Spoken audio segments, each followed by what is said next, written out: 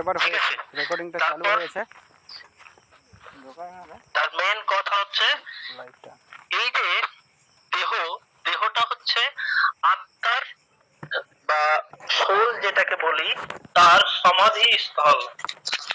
The body is the tomb of the soul. The body is the tomb of the soul. হ্যাঁ, ইঞ্জিনের আওয়াজ record হয়ে যাবে। তুই কি ভাবছিস এখন হবে না? ওখানে ইঞ্জিনটা তো ওখানটাতেই আছে।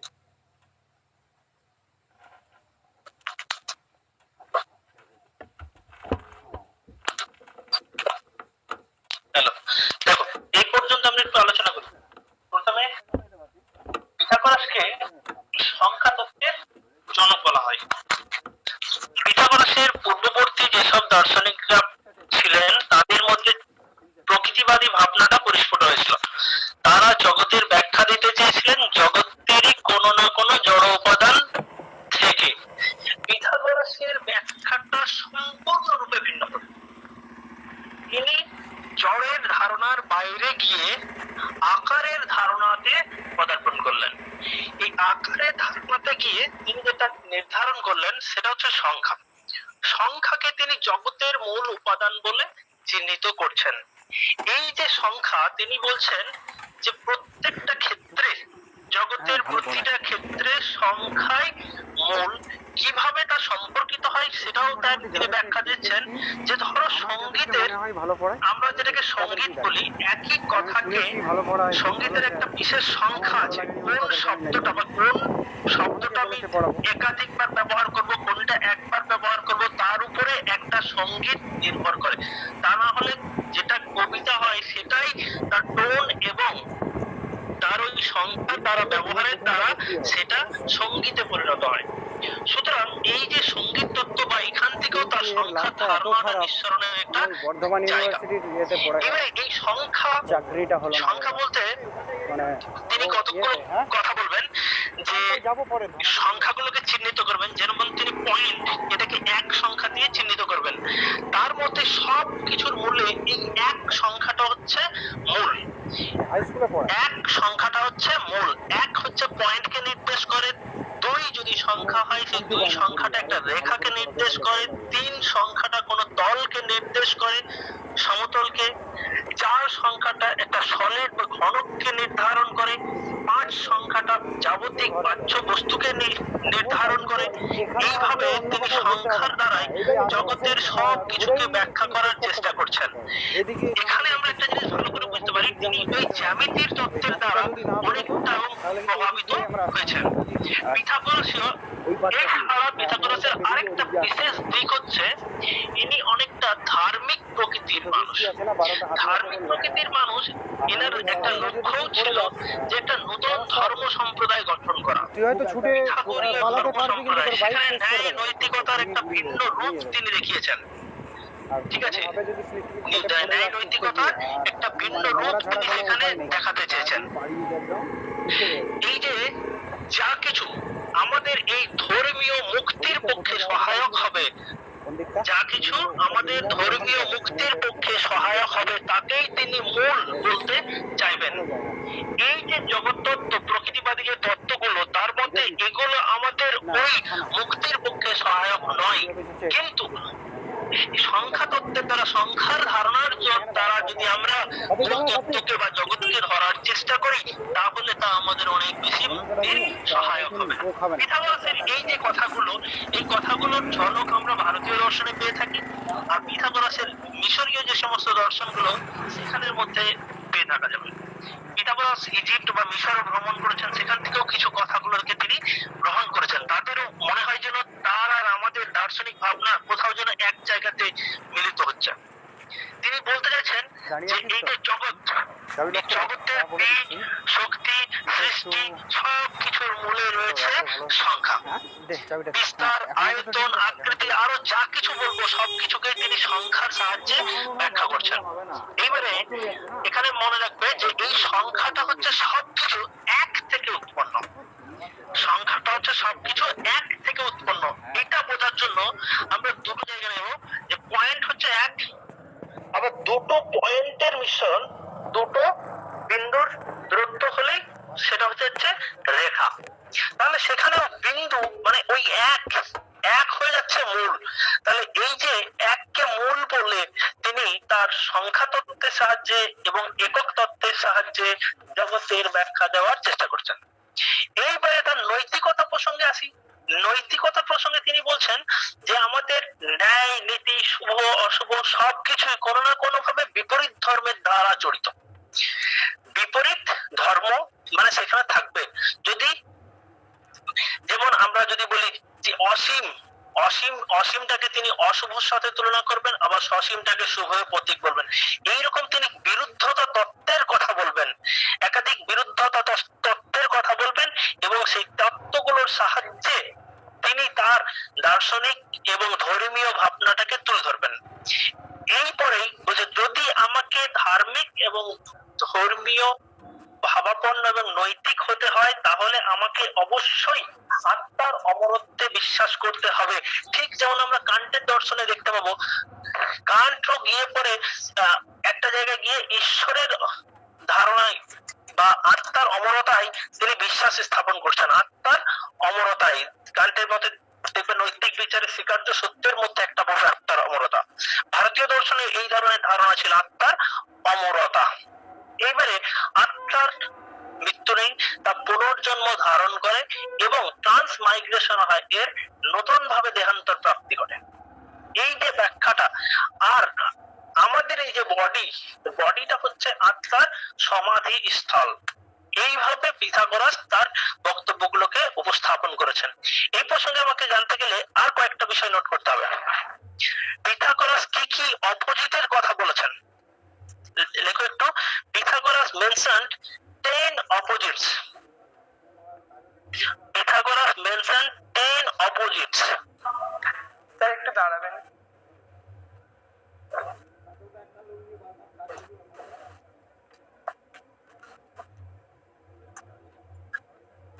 আমি যেগুলো বলছি এই কারণে আমি তোমাদেরকে লিখতে বলছি, তোমাদেরকে স্যার হয়তো তোমাদেরকে লেখা কিছু পাঠাবেন, কিন্তু আমি তবু এগুলো লিখতে বলছি যাতে এই বাক্যবন্ধগুলোর সামঞ্জস্যপূর্ণ মানে একই সমগোত্রীয় বাক্য, হয়তো তোমার যেটাকে আমি বলি সমার্থক শব্দ, সেই সমার্থক শব্দ ব্যবহার করে কোনো বাক্য যদি তোমার সামনে উপস্থাপিত হয় তোমার যাতে ভুল না হয়, তাই বাক্যটা লেখছো এবং তার ব্যাখ্যাটা শুনছো। Pythagoras mentioned 10 opposites, 10 রকম অপোজিট মানে বিরুদ্ধতা তিনি স্বীকার করছেন, বিপরীত ধর্মিতা।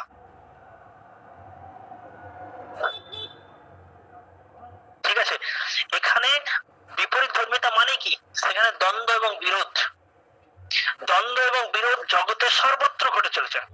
জগতের সর্বত্র দ্বন্দ্ব আর বিরোধের মূলে কি রয়েছে সেগুলো হচ্ছে এই 10 রকম অপোজিটটা। কি কি? এক নম্বরে লেখো, পরপর লেখো, odd and even. Odd and even, odd আর ইভেন কি রকম জিনিস? অড এন্ড ইভেন, অড মানে তোমরা জানো যে ইভেন মানে জোড় সংখ্যা, মৌলিক আর যৌগিক। জোড় বিজোড় বলি, মৌলিক যৌগিকটা ঠিক হবে না। হ্যাঁ স্যার। হ্যালো, জোড় আর বিজোড় এই দু রকম পরস্পর বিরোধী শক্তি দিয়ে গঠিত। তার মতে আমাদের এই জগৎটা জোড় আর বিজোড় এই দু রকম শক্তি দিয়ে, পরস্পর বিরোধী শক্তি দিয়ে গঠিত। নেক্সট দেখো, limited and unlimited. Limited and unlimited, সসীম এবং অসীম। জগতে সসীম দিকও রয়েছে এবং অসীম দিকও রয়েছে। ঠিক আছে, তার মতে প্রথমে অসীমটা মানে যেটা আনলিমিটেড সেটা ছিল সকলের জন্য সার্বভৌম। ঠিক আছে, সার্বভৌম। তখন কিন্তু জগৎ অন্ধকার এবং বিশৃঙ্খলায় আচ্ছন্ন ছিল। তারপরে যখন সেখানে সসীমের আগমন ঘটছে, সসীমের উত্থান ঘটছে, ঠিক আছে, সসীমে একসময় সেখানে সসীমের উদ্ভব ঘটছে। এবার সসীমের উদ্ভব ঘটে এখানে একটা প্রসঙ্গ, দার্শনিক প্রসঙ্গ একটা আছে তার, যে এখানে আগুন এবং আলোকের মতো সেখানে একটা প্রতিবিম্ব তৈরি হবে। এই আগুন এবং আলোকের চারদিকেই যা কিছু আছে, আমরা সূর্য চন্দ্র পৃথিবী বলি, সব কিছু যেন এই আগুন বা আলোকের ওই একটা চিরস্থায়ী আলোক যেটা ওই সসীম থেকে আসছে, সেই আলোকটার চারদিকে সবকিছু মুভ করবে। এটা একটা প্রশ্ন দিয়েছিল তোমাদের যে এরকম এই কথাটা কে বলেছেন, ঠিক আছে? The earth, the sun, the moon are moves around the eternal fire, এরকম একটা বাক্য দিয়ে তোমাদের বলা হয়েছিল, মানে ওখানে নেটে একটা প্রশ্ন দেওয়া হয়েছিল, যেটা কে বলেছেন? এটা হচ্ছে পিথাগোরাসের উক্তি। কোথা থেকে আমরা পাচ্ছি? পিথাগোরাসের। আরেকবার বলবেন? লাইনটা আমি বলে দেবো, এগুলো একটু লিখে নিই, নাহলে লিখবে তো লিখে নাও। According to Pythagoras, there is a eternal fire. There is a eternal fire. Eternal মানে হচ্ছে শাশ্বত বা নিত্য, যেটা নিত্য আগুন। Eternal fire around which the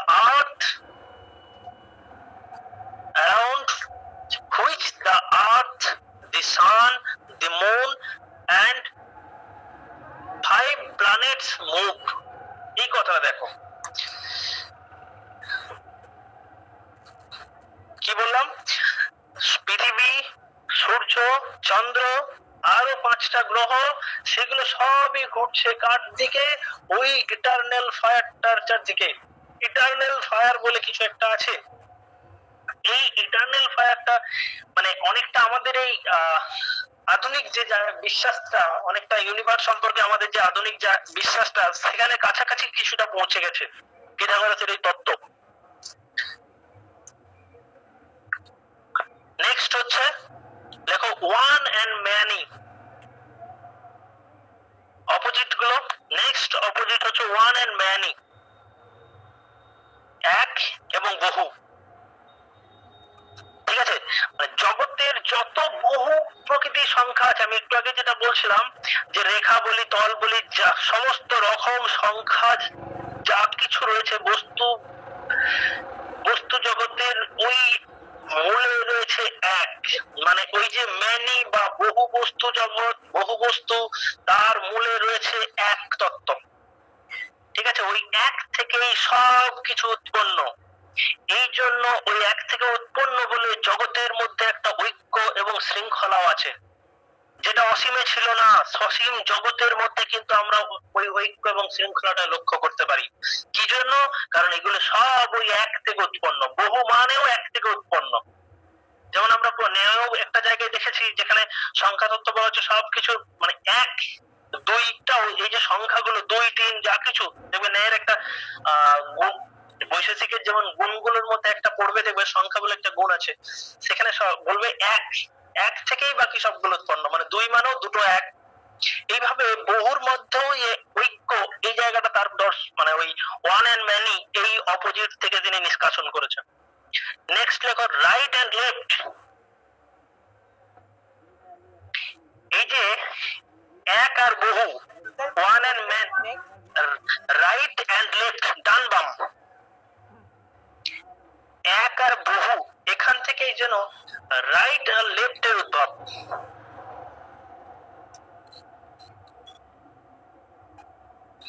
next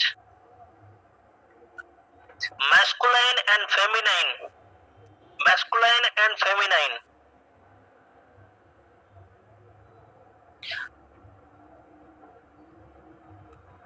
ঠিক আছে? পুরুষ জাতীয় মানে পুরুষ জাতীয় সত্তা এবং স্ত্রী জাতীয় সত্তা। এই পিথাগোরাসের মতে অসীম মানে স্ত্রী জাতীয় সত্তা আর সসীম পুরুষ জাতীয় সত্তার অধিকারী। মানে ওই অসীম আর সসীম যেটা, সেটা অসীমটা স্ত্রী জাতীয় সত্তার গুণাবলী আর সসীমটা পুরুষ জাতীয় সত্তার গুণাবলী। এইভাবে তিনি ব্যাখ্যা করছেন। নেক্সট লেখো গতি এবং rest and motion. Rest and motion, স্থিতি এবং গতি। জগৎ যখন অসীমে ছিল, জগৎ যখন অসীম অবস্থায় ছিল, তখন জগৎ ছিল স্থিতি। ভালো করে মাথায় রাখবে, এই যে কথাগুলো বলছি, অসীমে জগৎ স্থিতি ছিল, অসীমে জগৎ বিশৃঙ্খল ছিল, ঠিক আছে। আর যখন সসীম জগৎ মানে আমাদের এই যে জগৎটা, এই যে বর্তমান জগৎটা, এটা একটা সসীম জগৎ। এই সসীম জগতে কিন্তু ওই বিশৃঙ্খলাটা নেই। সসীম জগতে আছে ঐক্য, শৃঙ্খলা, ঠিক আছে। আর কি রয়েছে? গতি আছে। আমাদের জগতে গতি আছে। পরবর্তীকালে এই গতির ধারণাটাকে দেখতে পাবে আমাদের কিছু কিছু দার্শনিকরা আবার অস্বীকার করবে গতির ধারণাটা। কিন্তু ইনি পিথাগোরাস ওই সব কিছু থেকে লিমিটেড আনলিমিটেড থেকে গতি, স্থিতি সমস্ত কিছু দেখো ব্যাখ্যা দিতে সক্ষম হচ্ছেন। তারপর কি? স্ট্রেট অ্যান্ড ক্রুক, সোজা এবং বাঁকা। স্ট্রেট সোজা, and crooked, CROOKED,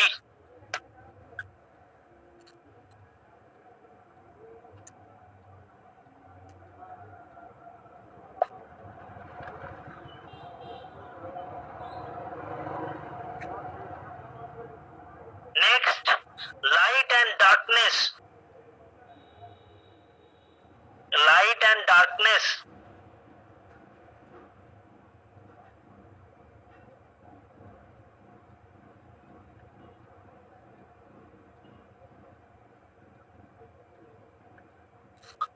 good and evil, আলো অন্ধকার, ভালো মন্দ, গুড অ্যান্ড এভিল। এবার এই তিনটা কথা দেখে নাও।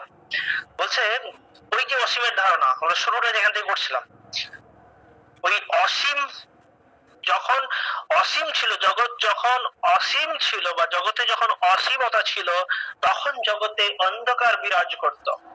কিন্তু যখন সসীম জগতের উদ্ভব হলো, তখন সেখানে আলোকের সূত্রপাত ঘটলো।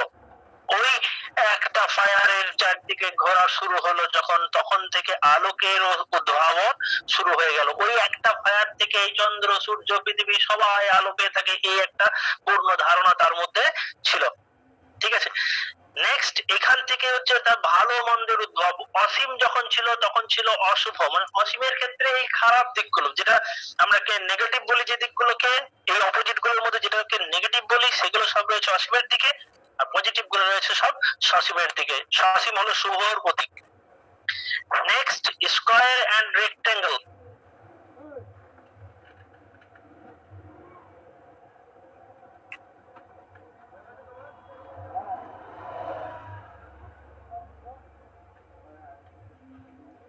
ঠিক আছে, এটাও তিনি ব্যাখ্যা করছেন যে এই যে চতুর্ভুজ আর রেক্টেঙ্গেল মানে আয়তক্ষেত্র, এইগুলো উদ্ভব করছে পূর্ণতা আর শূন্যতা থেকে, পূর্ণতা আর শূন্যতা থেকে।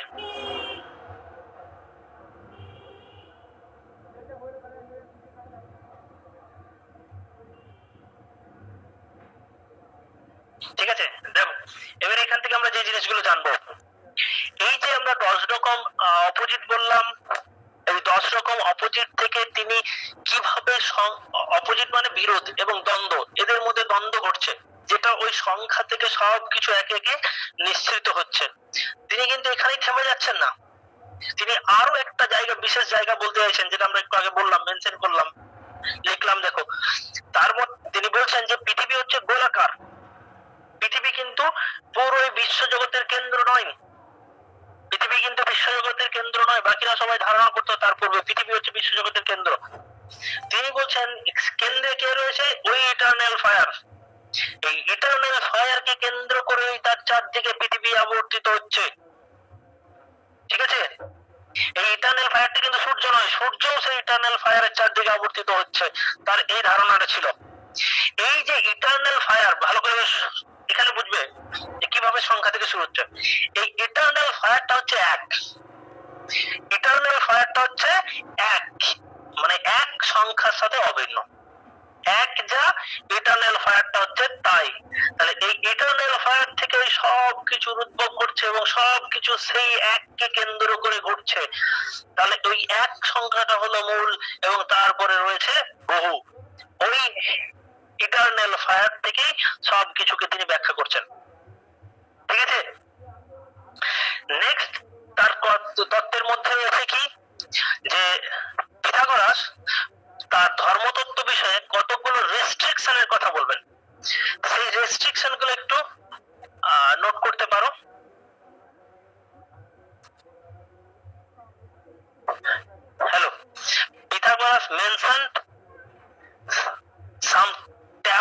রেস্ট্রিকশন, আমাকে কি কি করাগুলো থেকে বিরত থাকতে হবে।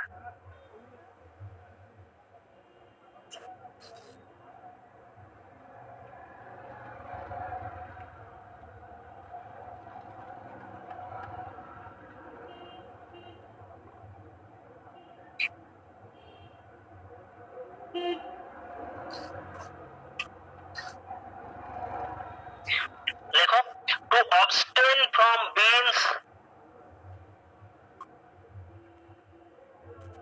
কি বললেন sir? To অবস্টেন,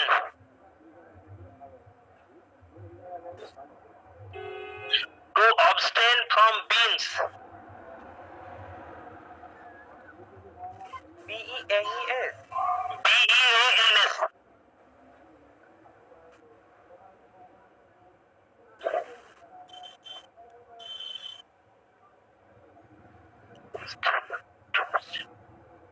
to abstain from bean,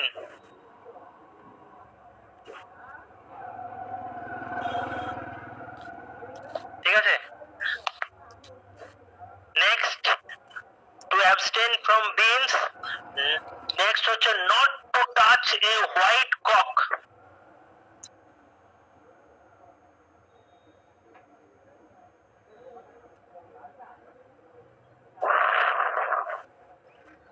not to touch a white cock,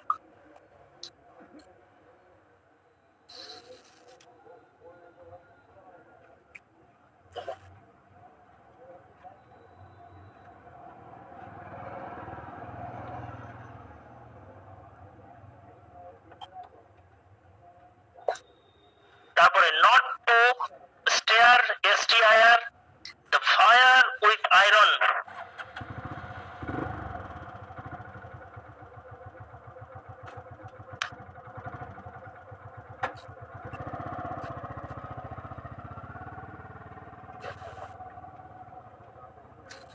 R not to eat the heart,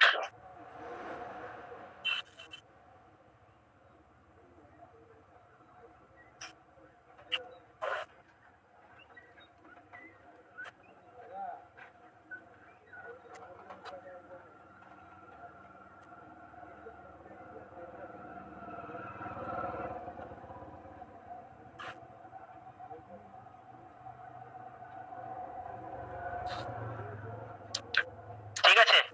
মানে তিনি বলবেন বিনস জাতীয় খাবার থেকে বিরত থাকো, দূরে থাকো। হোয়াইট কক কে মানে অবস্টেন, abstain, ABSTAIN, to abstain from, to abstain from beans, এগুলো কিছু ধর্মীয় অনুশাসন। বললাম যে পিথাগোরাস মানে প্রথমে পিথাগোরীয় একটা ধর্ম গড়ে তুলতে চেয়েছিলেন,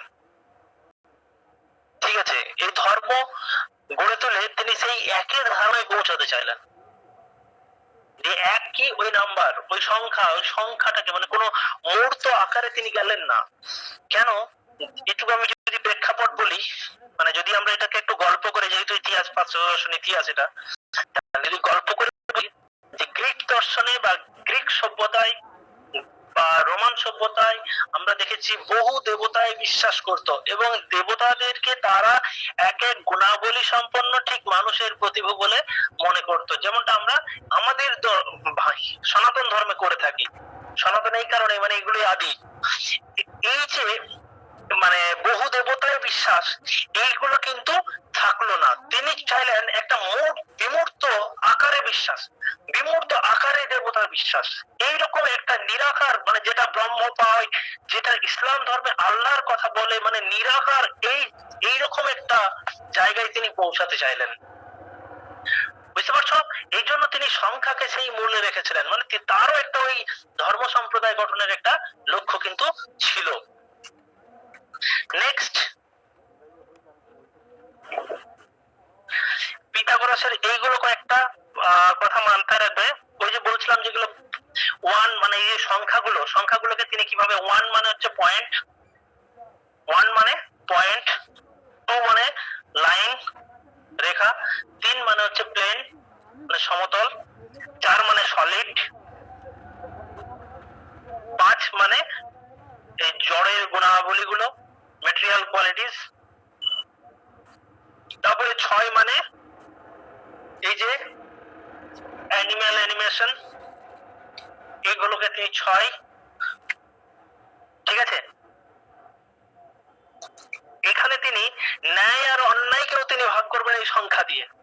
বলেন জাস্টিসটা হচ্ছে 4 সংখ্যা, মানে 2 into 2 equal justice, আর 3 into 3 equal injustice, অন্যায়। এই ধরনের ব্যাখ্যাগুলো, মানে যা কিছু তিনি ব্যাখ্যা করতে চাইবেন সেগুলো সব হচ্ছে সংখ্যা থেকে। এরপরে নেক্সট, এটাও একটা প্রশ্ন কিন্তু থেকেছে কোন না কোন সালে, একটু লক্ষ্য করবে, আমি হয়তো বলতে পারছি না কোন সালে থেকেছে। মানুষের শ্রেণী বিভাগ তিনি করছেন, 3 classes of man। লেখো, পিথাগোরাসের মধ্যে মানুষের 3 ধরনের মানুষের কথা তিনি বলছেন। এই মানুষের কথা আমরা পরে পাবো সক্রেটিস এবং প্লেটোর দর্শনে। প্লেটো কিন্তু প্রচন্ড ভাবে পিথাগোরাসের দর্শনের দ্বারা প্রভাবিত।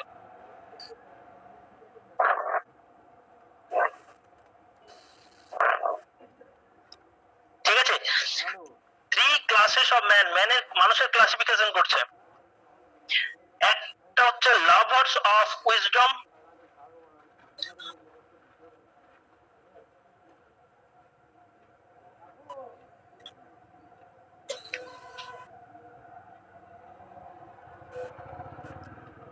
তারপরে লাভার্স অফ অনার,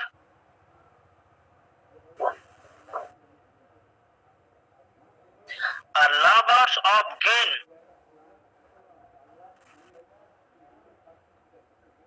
কি বললেন স্যার লাস্টেরটা? Gain, GAIN, gain.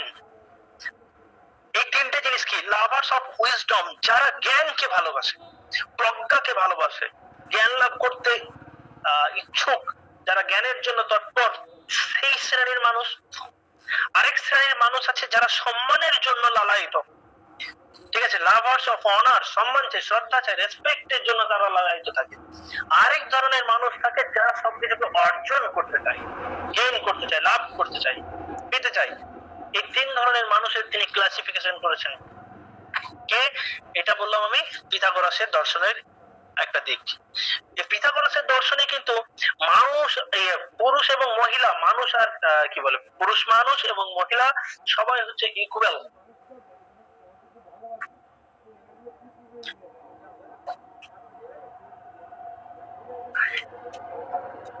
এইগুলো গেল পিথাগোরাসের দর্শনের মূল কথা, ঠিক আছে। এরপরে তার দর্শনের যদি আরো কিছু দিক, যেটার থেকে আমাদের অত বেশি নেটের প্রশ্ন থাকবে না, যে তিনিও তার সময়কালে সূর্যগ্রহণ এবং চন্দ্রগ্রহণের ব্যাখ্যা দিতে চেষ্টা করেছিলেন।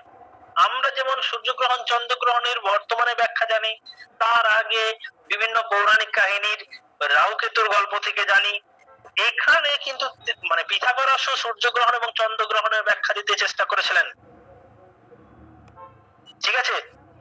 কিরকম হবে? তিনি ওই নবমণ্ডলের কথা বলছেন, যে যেখানে অগ্নিমণ্ডল, সেই অগ্নিমণ্ডল থেকে তখন বিচ্যুত হয় এবং একটু দূরে চলে যায়, তখন তার আমাদের ওই যে সূর্যগ্রহণ এবং চন্দ্রগ্রহণ, এই ধরনের ঘটনাগুলো ঘটতে থাকে। বুঝতে পারছো? হ্যালো? হ্যাঁ স্যার।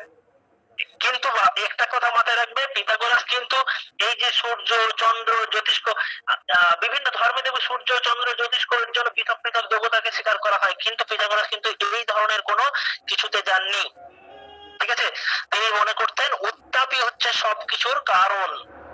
যখন উত্তাপ থাকবে না, তখন সেই উত্তাপের কিছুটা অবর্তমানকালেই এই কি বলে সূর্যগ্রহণ এবং চন্দ্রগ্রহণের সৃষ্টি হয়। মানে যখন ওই গোলক, যেটা মূল ফায়ার, ইটারনাল ফায়ার থেকে যখন পৃথিবী নবমণ্ডলের দিকে এগিয়ে যায়, তখন সেই সময়কালটাতে এটা দূরত্বের কারণে সেটা নজরে আসে না, ফলে সূর্যগ্রহণ এবং চন্দ্রগ্রহণ এই জাতীয় ঘটনাগুলো ঘটে থাকে। এটা তার এক ধরনের ব্যাখ্যা ছিল, পৃথক ধরনের ব্যাখ্যা। ব্যাস, বলো এর মধ্যে আবার কিছু বোঝার আছে তো? পিথাগোরাসের এগুলো হচ্ছে মূল কথা। হ্যালো, বলো। আপনি বললেন না নৈতিকতা এবং অনৈতিকতার সংখ্যার দ্বারা উনি বিচার করছেন, মানে সংখ্যাটা বলছেন, তো এই জায়গাটা মানে সংখ্যা আবার নৈতিকতা অনৈতিকতা, যে 3 আর আপনি 4 বললেন, এই জায়গাটা একটু বুঝিয়ে দিলে ভালো হয়। আচ্ছা, এটা আমি যেটা বলতে চাইলাম, যে তিনি জাস্টিস আর ইনজাস্টিস ন্যায় আর অন্যায়কে এটাকে ব্যাখ্যা করার জন্য মানে সবকিছুকে তিনি সংখ্যার দ্বারা ব্যাখ্যা করতে চাইছেন, তার পেছনে থাকা সংখ্যা। ঠিক আছে, আমি খুব সাধারণ ভাবে বলি যে আমরা একটা প্রবাদ আছে না বাংলায়, এটা কিন্তু আমি আলাদা করে বুঝে নিয়ে আমি নিজের মতো করে বলছিলাম ওকে, যে ইট খেলে পাটকেলটাও তোমাকে মানে কি বলে, ইট ছুড়লে পাটকেলটাও তোমাকে খেতে হবে। একটা গাল চড় খেলে তোমাকে মানে কাউকে চড় মারলে তুমি চড় খাওয়ার জন্য প্রস্তুত থাকতে হবে। এই যে টিট ফর ট্যাট বা এই ধরনের ঘটনাগুলো, এটাকে বলছে 2 into 2, মানে যেমন তুমি ঘটালে আমি তেমন ঘটালাম, সেম জাস্টিস। যদি এটা বিপরীত হয়, তুমি যেটা ঘটালে তার থেকে হয় আমি বেশি, বা আমি যেটা ঘটালাম তার থেকে হয় তুমি বেশি, মানে তুমি যা ঘটালে তার থেকে আমি কম, তাহলে কিন্তু আমার কিন্তু জাস্টিস হলো না, ইনজাস্টিস। বোঝা গেল? ও আচ্ছা। স্যার আমার একটা জিজ্ঞাসা আছে। বলো। বলছি আপনি বলছিলেন যে পিথাগোরাসের দর্শনে পুরুষ এবং মহিলাকে ইকুয়াল ধরা হয়েছে, তো হ্যাঁ। এখানে যখন আপনি অপোজিট শব্দগুলো বলছিলেন তখন কিন্তু আপনি আলাদা কথা বলেছেন, যে পুরুষ জাতীয় সত্তা এবং স্ত্রী জাতীয় সত্তা, স্ত্রী জাতীয় সত্তা অসীম, পুরুষ জাতীয় সত্তা একদম একদম হ্যাঁ একদম। তো ইকুয়াল মনে হচ্ছে না। আচ্ছা, এই জায়গাটা ঠিক আছে, গুড কোশ্চেন। দেখো, ওরা গুণাবলীর দিক থেকে ভিন্ন। কি বললাম? গুণাবলীর দিক থেকে ভিন্ন, মানে জৈবিক সত্তার দিক থেকে আমরা যদি ধরি তাহলে ভিন্ন। জৈবিক কিছু গুণাবলী গুলো আমাদের মধ্যে ভিন্ন আছে পুরুষ এবং স্ত্রীর মধ্যে, কিন্তু তারা যেহেতু একই পথে তাদের জীবনকে নির্বাহ করে, জীবনকে পরিচালিত করে, সেহেতু তারা উভয়েই এক। ওখানে বলছেন যে man and women are equal because they led a common way of life. They led a common way of life, একই পথে জীবনকে পরিচালিত করে। তাদেরও লক্ষ্য যেটা, তারা যে পথে নিজেদেরকে নিয়ে যেতে চাইছে, এরাও সেই পথে নিজেদেরকে নিয়ে যেতে চাইছে, তাহলে তারা এক। বুঝতে পারছো কি বলছি আমি? এই ভিন্নতাটা তিনি করতে চাননি। আর এই ভিন্নতা না করার মানে একটা কারণ রয়েছে, দেখবে অনেক দর্শন সম্প্রদায় আমরা দেখেছি, আমরা জৈন দর্শনও দেখেছি যে নারী পুরুষকে ভিন্ন করা হয়েছে, এবং ওখানে দেখতে বলা হচ্ছে নারী কখনো মুক্তি লাভ করতে পারবে না, নারীকে মুক্তি লাভ করতে গেলে পুরুষ রূপে জন্মগ্রহণ করে তারপরে মুক্তি লাভ করতে হবে। এই যে ভিন্নতাটা, এই ভিন্নতার থেকে মানে এই ধরনের ভিন্নতা বা যেটা সমাজে দেখা হতো সেইগুলোর থেকে পিথাগোরাস সরে আসতে চেয়েছেন। পিথাগোরাসের উপরে মানে ওর যে দর্শন বা চিন্তাধারার উপরে যাতে কোনো প্রশ্ন চিহ্ন কোশ্চেন মার্ক না আসে, যাতে লোকের গ্রহণ করতে অসুবিধা না হয়, তার জন্য তিনি কিন্তু এই কথাগুলোকে সর্বৈব রাখছেন। এর ব্যাখ্যা তো দিতে হবে, ব্যাখ্যাটাও যোগ্য ব্যাখ্যা, মানে অপ্রাসঙ্গিক নয়। গুণাবলীর দিক থেকে আমি বললাম বিপরীত ধর্মী কেন, গুণাবলীর দিক থেকে বিপরীত ধর্মী। এমন কিছু গুণাবলী যেগুলো আমরাও জানি যে ক্রোমোজোমের ব্যাপার থাকে, XY chromosome, XX chromosome. XX ক্রোমোজোমের জন্য নারীর একরকম, তোমরা নারীবাদী বর্তমানে ভালো করে পড়ে থাকবে, XX ক্রোমোজোমের জন্য নারীর একরকম গুণাবলী থাকবে, XY ক্রোমোজোমের জন্য পুরুষের একরকম গুণাবলী থাকবে। তার মধ্যে ঠিক যেমনটা ওই সত্তরজতম গুণাবলীর যেমন তফাৎ ঘটে, সেই রকম পুরুষের আর নারীর মধ্যে গুণাবলীর তফাৎ আছে, বাট তারা কিন্তু ওই একই ভাবে পরিচালিত এবং একই ভাবে জীবন লাইফ লিড করে বলে তারা কিন্তু সমগোত্রীয়। এখানে তাদের ভিন্নতা নেই, মানে সমাজের দৃষ্টিকোণ থেকে মুদ্রা কথা হচ্ছে, সমাজের দৃষ্টিকোণ থেকে তাদেরকে ভিন্ন করে না, তারা জৈবিক ভাবে যেটুকু ভিন্ন ওটা ভিন্ন। বোঝা গেল? হ্যালো, আচ্ছা স্যার। আচ্ছা, আর কিছু আছে? এরপর আমরা পরেরটায় যেতে পারি। হ্যালো, হ্যাঁ স্যার। ঠিক আছে, তবে আমি এইটা তোমাদের যদি আরো কারো কিছু প্রশ্ন থাকে, আমি জানি না, যদি হয়তো প্রশ্ন থাকতে পারে, আমি পুরো যে দর্শনটা পিথাগোরাসের দর্শনটা, সেটাকে আমি এক কথায় এইটুকু বলতে পারি যে পিথাগোরাসের মধ্যে সবকিছু ওই এক সংখ্যা থেকে উৎপন্ন, এর ফলে বহুর আগমন ঘটছে, ফলে জগৎ বৈচিত্র্যপূর্ণ হচ্ছে। কিন্তু জগৎ বৈচিত্র্যপূর্ণ হলেও জগতের বৈচিত্র্যতা আছে, কোথাও পাহাড়, কোথাও নদী, কোথাও সমুদ্র। এই বৈচিত্র্যের মূলে আছে একটা নিয়ম শৃঙ্খলা, আছে একটা ঐক্য। এই ঐক্য পরিমাণ, এই ঐক্য পরিমাণ নিয়ম শৃঙ্খলাটাই হলো এক এক ঠিক আমাদের যেমন উপনিষদীয় কনসেপ্ট অনুসারে জগতের এই যে শৃঙ্খলা, এই শৃঙ্খলার মূলে থাকে ঋতর ধারণা। ঋত তোমরা শুনেছো মনে হয়। এইরকম এই জগতের শৃঙ্খলার মূলে আছে ওই এক সংখ্যা, ওই এক থেকেই এই বহুর আগমন ঘটছে। যেহেতু ওই এক থেকে বহুর আগমন ঘটছে, ফলে বৈচিত্র্যতা রইল, কিন্তু তাদের ওই একের থেকে শুরু বলে এই জায়গাতে আবার তাদের মধ্যে মেল রইল। ঠিক আছে, এই সম্পূর্ণটা বিষয়টাকে তিনি ওই সংখ্যার দ্বারা তিনি ব্যাখ্যা করতে চেয়েছেন। এই জন্য সংখ্যাকেই জগতের মূল সত্তা রূপে গ্রহণ করছেন।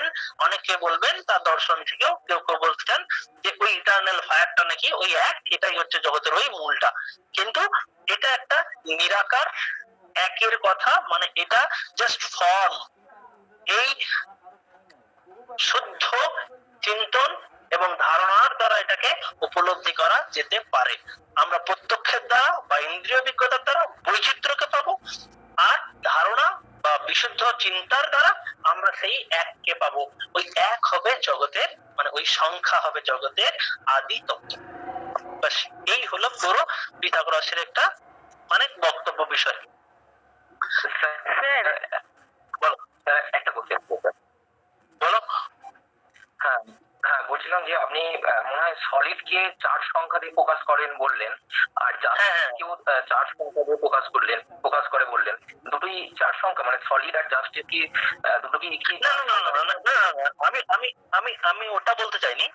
জাস্টিস কে 4 সংখ্যা দিয়ে এটা আমি নয়, অ্যাকচুয়ালি 4 সংখ্যা দিয়ে প্লেটো মানে ওনার বক্তব্য হতে চাই এই যে সংখ্যাগুলো, ঠিক আছে, এইটার দ্বারা আমি জাস্টিসকেও ব্যাখ্যা করতে পারি, আবার না মানে ইনজাস্টিসকেও ব্যাখ্যা করতে পারি।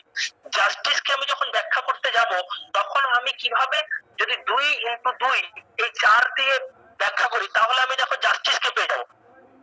হ্যালো, এই যে 4 তুমি যেটা বলছো যে 4টা কি এর সাথে ইকুয়াল, জাস্টিসের সাথে 4টা ইকুয়াল। ঠিক আছে, হ্যালো, জাস্টিসের সাথে এই 4টা ইকুয়াল। এবারে তুমি সলিডের সাথে ইকুয়াল করবে কিনা সেটা হবে ওই বিপরীত ধর্মী তত্ত্ব থেকে। যেমন আমরা সীমিত অসীম এখান থেকে এক বহু এইভাবে নিশ্চিত করছি, সেইভাবে আমরা সলিড থেকে জাস্টিসকে নিশ্চিত করতে পারি। মানে 4টার দিক থেকে জাস্টিস আর কি বলে সলিড, এদের মধ্যে একটা মিল আছে। এইবারে সলিড হচ্ছে জগতের একটা জ্যামিতিক আকার, মানে আমি যদি বলি জ্যামিতিক, এগুলো একটা ফর্ম প্যাটার্ন, ঠিক আছে। বাট যেটা জাস্টিস সেটা কিন্তু প্যাটার্ন নয়, ফর্ম প্যাটার্ন নয়, সেটা হচ্ছে আমাদের নৈতিকতার সাথে জড়িত একটা প্রত্যয় কনসেপ্ট। এইটাকেও তিনি 4-এর সাথেই তুলনা করেছেন। মানে একই সংখ্যা দিয়ে যে একাধিক বিষয়কে তুলনা করা যাবে না, মানে করা যাবে না, এটা কিন্তু তার বক্তব্য নয়। বুঝতে পারছো? কারণ জগতে তো বহু বিচিত্র রকম সত্তা আছে, সব ব্যাখ্যাটা তিনি এখানে দেননি। জগতে বহু বৈচিত্র্য, ধরো তাহলে তো আমাকে মানে জগতে প্রায় কোটি কোটি রকম পদার্থ আছে, তাই কোটি কোটি রকম পদার্থের জন্য আমাকে নিশ্চয়ই কোটি কোটি রকম সংখ্যা স্বীকার করতে হবে না। এগুলো কি হবে, এই সংখ্যাগুলোর দ্বারাই তিনি সবকিছুরই এটার সাথে সমগোত্রীয় করে বাকিগুলোর ব্যাখ্যা দিতে পারবেন, এটা তার বক্তব্য। তাহলে আমরা 4 যদি 4 সংখ্যাকে অবশ্যই তোমার যদি অপশনে থাকে তুমি জাস্টিসকে চুজ করবে, 4 নাম্বারটার সাথে জাস্টিসকে চুজ করবে, যদি সলিড থাকে তাহলে সলিডকে চুজ করবে, ঠিক আছে। আর 9 নাম্বারটাকে তুমি অবশ্যই ইনজাস্টিসের সাথে চুজ করবে, ঠিক আছে। বা আমরা যদি বলি মানে এটাকে অনেকে বলেন যে 9 মানেও 333, মানে 3 × 3 সমান, এটাও একটা জাস্টিসের সাথে গণ্য। বুঝতে পারলে কি বললাম? সলিডটাও 4 আর জাস্টিসটাকেও আমরা 4 রূপে গণ্য করতে পারি, 2 × 2, এটা বোঝানোর জন্য যে নেক্সট আমরা শুরু করি পরের গুলো। Hello, yes sir. দেখো এরপরে আমরা যে জিনিসটা বিশেষ করে ভালো করে জানতে চাইবো সেটা হচ্ছে পারমেনেডিসের। আর পারমেনেডিসের দর্শন জানতে গেলে তার আগে আমাকে জেনোফেনিসের দর্শনও জানতে হবে। এই জেনোফেনিস পার্মেনাইটিস এরা ছিলেন এলিয়ার নগরের বাসিন্দা, তাই এদেরকে এলিয়াটিক দর্শন সম্প্রদায় বলা হয়। এদের দর্শনটাকে এলিয়াটিক সম্প্রদায় বলা হয়। ঠিক আছে?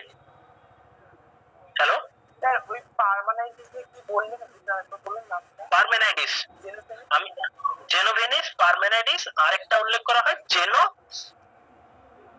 এরা হচ্ছেন এলিয়াটিক সম্প্রদায়ভুক্ত দার্শনিক, এলিয়ার দার্শনিক। এলিয়া নগর ইতালিতে রয়েছে, এলিয়ার নগর, সেখান থেকে এরা আসছে, তাই এদেরকে এলিয়াটিক দার্শনিক বলা হয়।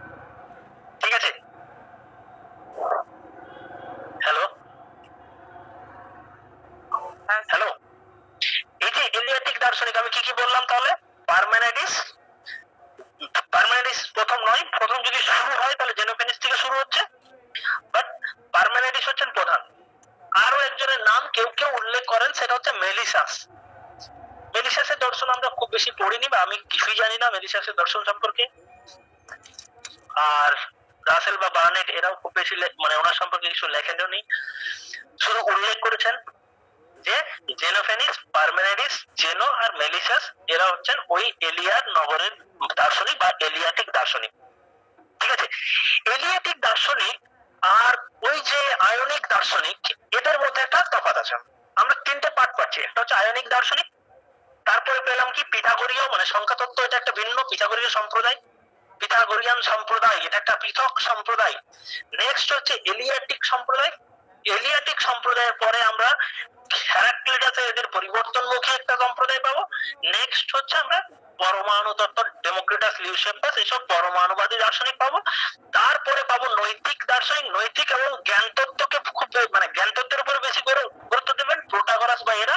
তারপরে নৈতিকতার উপর গুরুত্ব দিয়ে সক্রেটিস বা এদের দর্শন। এইভাবে আমরা পরপর এগিয়ে যেতে থাকবো। এলিয়াটিক দার্শনিকরা কিসের উপরে জোর দিচ্ছেন? তারা স্থায়ী সত্তার উপরে জোর দিচ্ছেন, স্থায়ী সত্তার উপরে জোর দিচ্ছেন। তারা পরিবর্তনের বিপরীতে, ভালো করে মাথায় রাখবে, জেনোফেনিস থেকে শুরু করে এরা সবাই পরিবর্তনের বিপরীতে স্থায়ী সত্তাকে এরা গুরুত্ব দিচ্ছেন। ঠিক আছে? জগতের যেটা মূল রয়েছে সেটা অবশ্যই স্থায়ী হবে, তারপরে অবিচলিত হবে, অপরিবর্তনশীল হবে, সেটা হবে জগতের মূল সত্তা। এই যে কথাগুলো জেনোফেনিস, এরকম আমি যদি প্রথমে বলি যে এলিয়াটিক দার্শনিকদের মধ্যে জেনোফেনিসের যদি বক্তব্যটা বলি, তাহলে জেনোফেনিসকে ফার্স্ট আমি বললাম প্রতিষ্ঠাতা ধরা যেতে পারে, যেহেতু ইনার থেকে শুরু এবং ইনি পিথাগোরাসের পার্মেনাইটিসের পূর্ববর্তী। পার্মেনাইটিস জেনোফেনিসের অনুগামী ছিলেন, অনেকাংশে পার্মেনাইটিস জেনোফেনিসের তত্ত্বগুলোকে গ্রহণ করে সেটারই ব্যাখ্যা করেছেন। যেমন অল ইজ ওয়ান, এই তত্ত্বটা কিন্তু পার্মেনাইটিস ব্যাখ্যা করবেন, জেনোফেনিসের ফার্স্ট এই বক্তব্যটা। ঠিক আছে? এবারে জেনোফেনিসের আর কি, জেনোফেনিসের মানে তিনিও এক ঈশ্বরের ধারণাতে যেতে চাইছেন। ঈশ্বর ধারণাতে গিয়ে তিনি বলছেন ঈশ্বর হচ্ছে এক এবং অপরিণামী নিত্য সত্তা। এই এক এবং অপরিণামী নিত্য সত্তা, এই যে এটা হচ্ছে জেনোফেনিসের ঈশ্বর সংক্রান্ত ধারণা। জেনোফেনিসের সত্তা সংক্রান্ত ধারণা হলে সত্তা হচ্ছে অপরিবর্তনশীল, সত্তা হচ্ছে স্থায়ী। ঠিক আছে?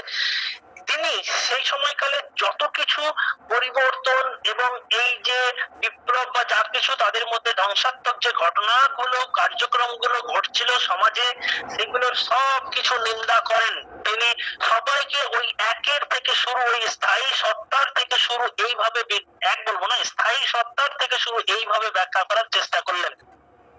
এই স্থায়ী সত্তা, জেনোফেনিস যখন বলছেন ঈশ্বর এক, ঈশ্বর হচ্ছে এক, ঈশ্বর হচ্ছেন অপরিণামী, ঈশ্বর হচ্ছেন নিত্য সত্তা, এখানে তিনি কিন্তু মাথায় রাখবেন, মানে তোমরা কিন্তু মাথায় রাখবে যে জেনোফেনিস এই ঈশ্বর বলতে আমরা যেভাবে ঈশ্বরকে বুঝে থাকি সেরকম কিন্তু বলছেন না।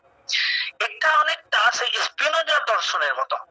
স্পিনোজার দর্শনে যেমন ঈশ্বর এবং জগৎ, জগৎ প্রকৃতির যা কিছু তাই ঈশ্বর, ঈশ্বর জগতের অন্তঃসত্ত্ব, ঠিক একই রকম ভাবে ইনিও বলছেন, মানে ঈশ্বরকে বলতে বুঝছেন একটা অনন্ত বিকারহীন প্রকৃতি জগৎ, অনন্ত বিকারহীন প্রকৃতি জগৎ।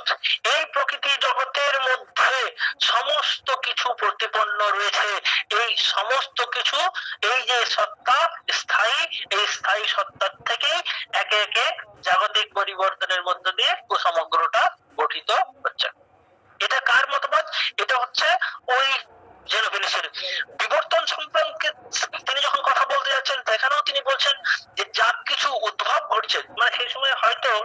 জেনোফেনিস ওই ইয়ের দিকটা লক্ষ্য করে, চারিদিকে জলাভাব বা এইসবগুলো সবকিছু লক্ষ্য করে, মানে ইভেন সমুদ্রের থেকে তিনি কিছু নমুনা সংগ্রহ করে তিনি ব্যাখ্যা করবেন যে সবকিছুর উৎপত্তি, মানে মানুষ, যাবতীয় প্রাণী, মাটি, সব কিছু উদ্ভব করছে কি থেকে? ওই জল থেকে। জল থেকে সবকিছুর উৎপত্তিকে তিনি ওই দিক থেকে আবার ব্যাখ্যা করবেন। কিন্তু ভালো করে মাথায় রাখবে, ঠিক আছে, যে সবকিছুর মূলে ওই স্থায়ী সত্তা। তার মতে অতীতে এক সময় পৃথিবী ছিল সমুদ্রের সাথে সংযুক্ত। পৃথিবী বলতে তিনি এই আর্থ মানে মাটিটাকে বলতে চাইছেন, এটাও ছিল এক সময় সমুদ্রের সাথে সংযুক্ত, সমুদ্র থেকে এইটার উদ্ভব ঘটেছে, এরকম একটা ধারণা তার মধ্যেও ছিল। আবার যখন ধ্বংস হবে তখন এটা সেই সমুদ্রে গিয়েই নিমজ্জিত হবে। ঠিক আছে? হ্যালো, এই কথাগুলো ছিল এগুলো জেনোফেনিসের কথা। জেনোফেনিসের দর্শন থেকে তোমাদের বেশি কিছু জানার নেই, বা বেশি কিছু তোমাদের সিলেবাসের মধ্যে বেশি কিছু নেই। নেক্সট সেটা হচ্ছে গুরুত্বপূর্ণ, সেটা হচ্ছে পারমানেডিস। পারমানেডিসের দর্শনের, স্যার বলছি স্যার, বলো স্যার বলো বলো। জেনোফিলিস যে নিশ্চল ইসের কথা বলেছেন, যে ঈশ্বরের কথা বলেছেন, যে সেই ঈশ্বর থেকে এই জগতের যে সৃষ্টি হয়েছে সেটা সচল নাকি নিশ্চলই হবে? এই পুরো জগতে যা কিছু ঘটছে, ঠিক আছে, মানে ঈশ্বর হচ্ছেন নিশ্চল, তিনি মানুষের মতো নন। তিনি এক জায়গাতে থেকেই সমগ্র জগৎটাকে পরিচালনা করতে পারেন। ঠিক আছে? হ্যালো, ঈশ্বরই এই সমগ্র জগৎটাকে, তিনি একটা জায়গায় কোটও করছেন যে ঈশ্বর এই সমগ্র জগৎটাকে শাসন করছেন, সমগ্র জগৎটাকে শাসন করছেন। তবে সেটা সেই সেনাবাহিনী বা আমাদের যেমন সরকাররা শাসন করে সেরকম নয়। ঈশ্বর তার মধ্যেই সমগ্র মানে জগৎটাকে তার মধ্যেই ধারণ করে রেখেছে, মানে জগৎ আর ঈশ্বর এক। যেটা আমি বললাম ঠিক সর্বেশ্বরবাদের মানে স্পিনোজার দর্শনে পেয়েছি, সেই রকম বক্তব্যটা কিন্তু ঈশ্বর প্রসঙ্গে তার মধ্যে রয়েছে, মানে তার বক্তব্যের মধ্যে রয়েছে। ঠিক আছে? Hello, okay sir. মানে তোমার বোঝা গেল না? ঠিক আছে, জোর করে বললে।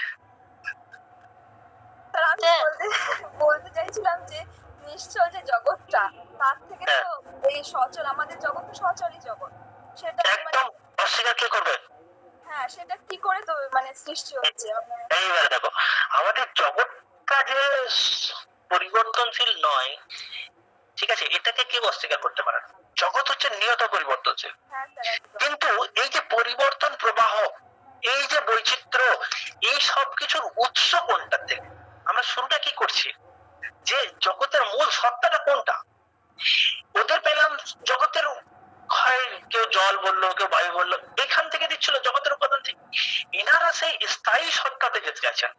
স্থায়ী সত্তার আমরা এই যে সত্তার বর্ণনাটা জেনোফেনিসের দর্শনে পূর্ণ হয়নি, এটা আমরা পারমানেডিসের দর্শনে গিয়ে পূর্ণ করে নিতে পারবো, যে সেই সত্তাটা কি এবং ওই সত্তা থেকে সব কিছুর উদ্ভব করছে।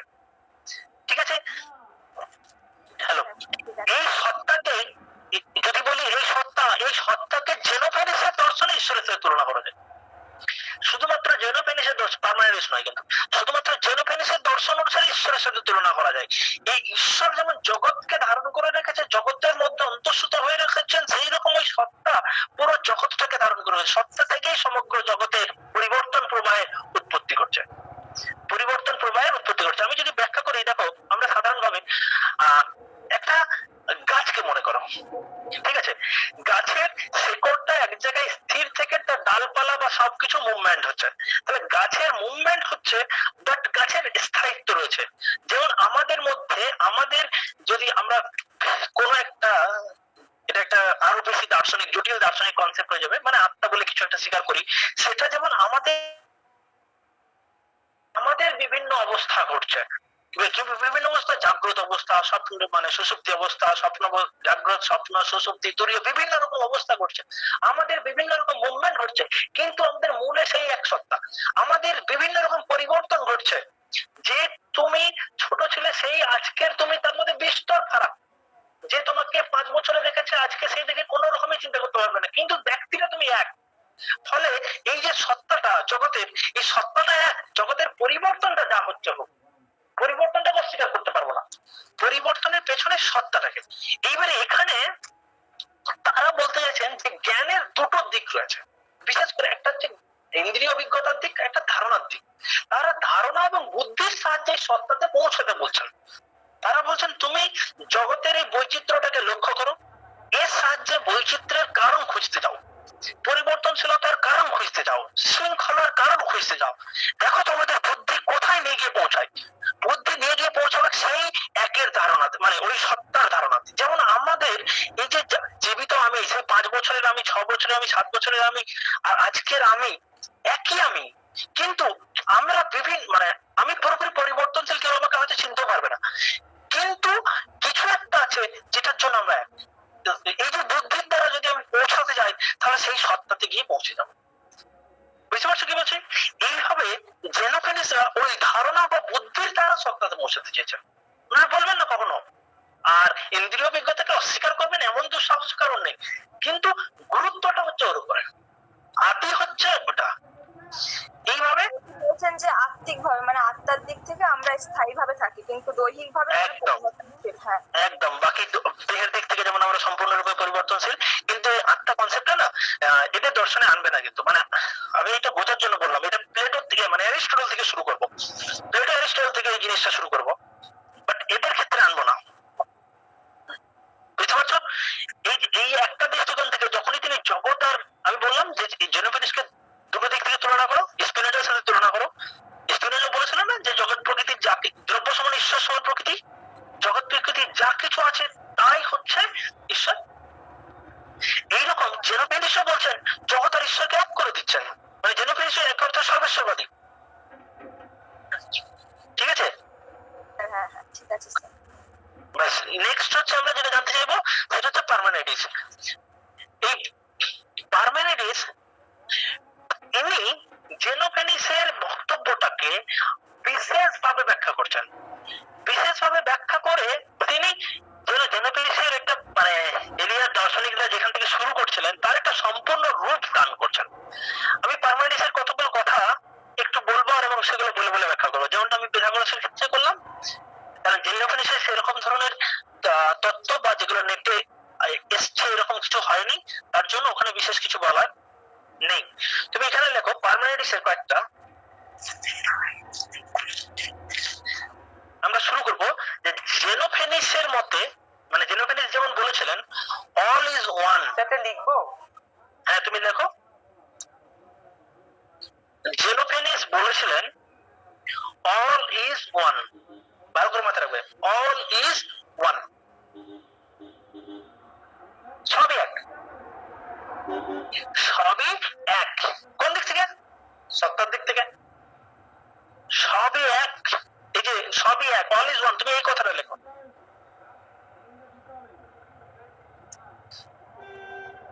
এই কথাটা কেন লিখলাম? দেখো এরপরে জেনোফেনিসের এই বক্তব্যটাকে পার্মেনিডিস তার দর্শনে প্রতিষ্ঠা করতে যাচ্ছেন। জেনোফেনিসের এই বক্তব্যটাকে পার্মেনিডিস তার দর্শনে প্রতিষ্ঠা করতে চেয়েছেন।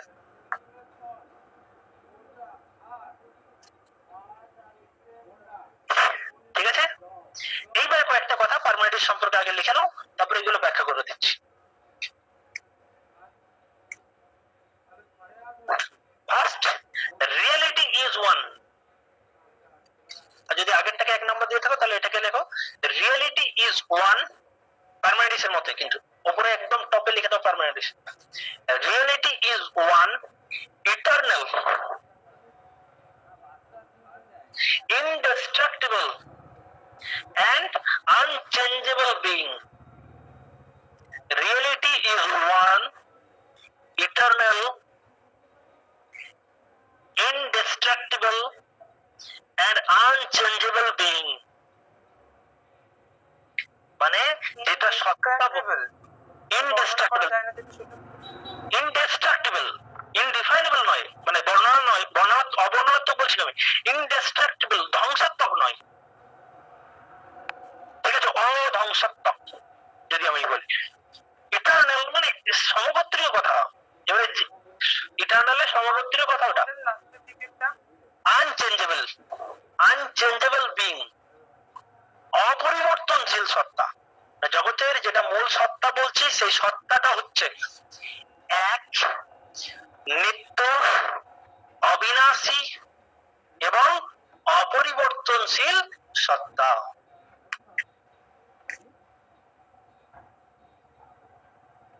ঠিক আছে, তার নেক্সট কথা, one alone is real. One alone is real মানে একটাই, কেবল একই কেবলমাত্র সত্য। and manyness and changes are unreal.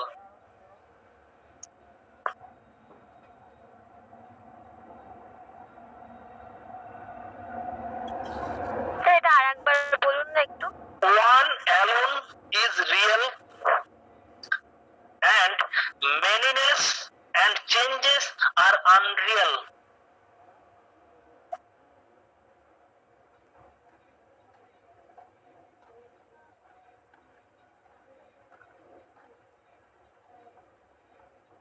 Manyness and changes are unreal. ঠিক আছে,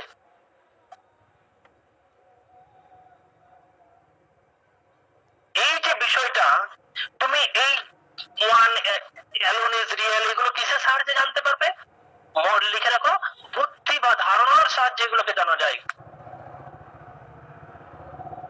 বুদ্ধি বা ধারণার সাহায্যে এটা প্রতিপন্ন হয়।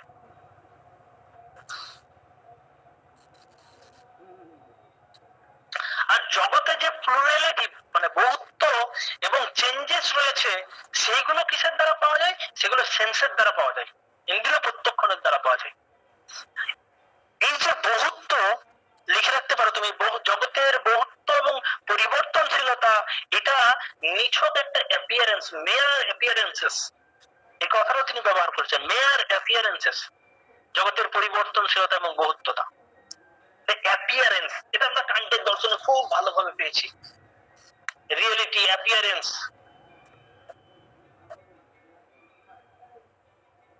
ঠিক আছে, পার্মানেন্ট ফার্স্ট দার্শনিক যিনি এই অ্যাপিয়ারেন্স আর রিয়েলিটি এই দুটোকে দিয়ে আলাদা আলাদা ভাবে ব্যাখ্যা করছেন, মানে অ্যাপিয়ারেন্স এন্ড রিয়েলিটি এই কথাগুলোকে তুলে ধরছেন। এরপরে আমরা অ্যাপিয়ারেন্স এবং রিয়েলিটি বিষয়ে একটা বইও পাবো, পরে নাম পাবো, ব্রাডলে বলে একটা একজন দার্শনিক, তিনি অ্যাপিয়ারেন্স এবং রিয়েলিটি বলে একটা গ্রন্থও লিখেছেন। তারপরে আমরা কান্টের দর্শনে পেয়েছি, দেখবে ফেনোমেনা এন্ড নুমেনা। নুমেনা হচ্ছে সেই রিয়েলিটি, সেই স্বয়ংসৎ, আর ফেনোমেনা হচ্ছে সেই অ্যাপিয়ারেন্স। তার আগে আমরা রাসেলের দর্শনও পাবো, তার আগে আমরা প্লেটোর দর্শনে পাবো। ঠিক আছে, এবারে সব থেকে শুরুতে যদি আমি যাই তাহলে দেখতে পাবো পার্মেনিডিসের দর্শনে রয়েছে। এটা একটু কথা লিখে নাও যদি লিখবে তো। পার্মেনিডিস makes a distinction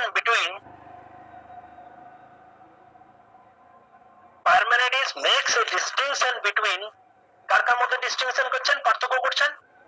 distinction between, ঠিক আছে, এক নম্বরে দেখো অ্যাপিয়ারেন্স এন্ড রিয়েলিটি। জগতের দিক থেকে আমি বললাম অ্যাপিয়ারেন্স আর রিয়েলিটি। আর দু নম্বরে লেখো sense and thought. Sense and thought, জ্ঞানের দিক থেকে, জ্ঞানের উৎসের দিক থেকে যদি বলি, সেন্স ইন্দ্রিয় অভিজ্ঞতা আর থট চিন্তন বা বুদ্ধি।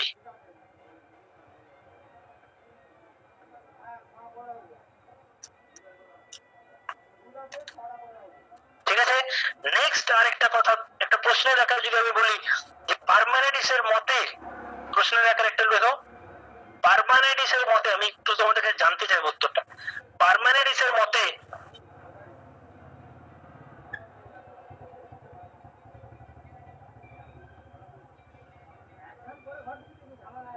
জগতের মূলে যে ওয়ান বা এক রয়েছে সেটাকে আমরা জানি কিভাবে?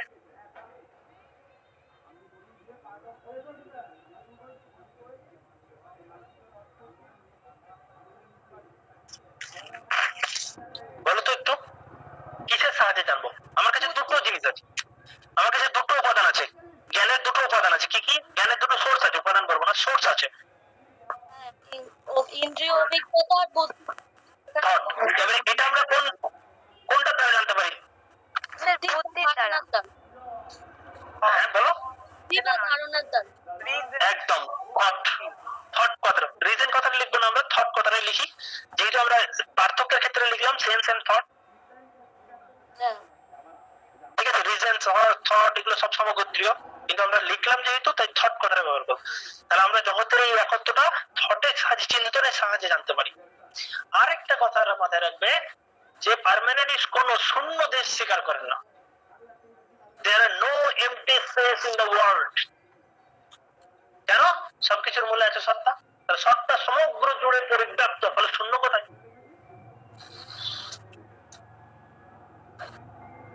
ঠিক আছে, there are no বলছি পার্মেনিডিসের কথা লিখছো নো এমটি স্পেস, এইটুকু লিখতে পারো।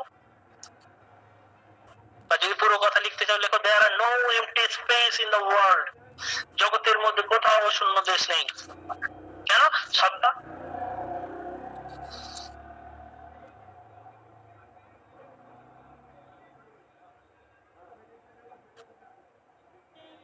ঠিক আছে, এইবারে দেখো, এবার আমরা চলে আসি পার্মেনিডিস এই সত্তাকে বলেছিলাম যে জেনোফেনিস যে সত্তার বর্ণনা দিতে চাই পারেনি, পার্মেনিডিস এই সত্তার বর্ণনা দিতে যাবে। তাহলে পার্মেনিডিসের মধ্যে সত্তা কি জিনিস? জগতের মূলে যে এক রয়েছে সেটা হচ্ছে আমি সত্তা, মেনে নিলাম। এই সত্তা কি?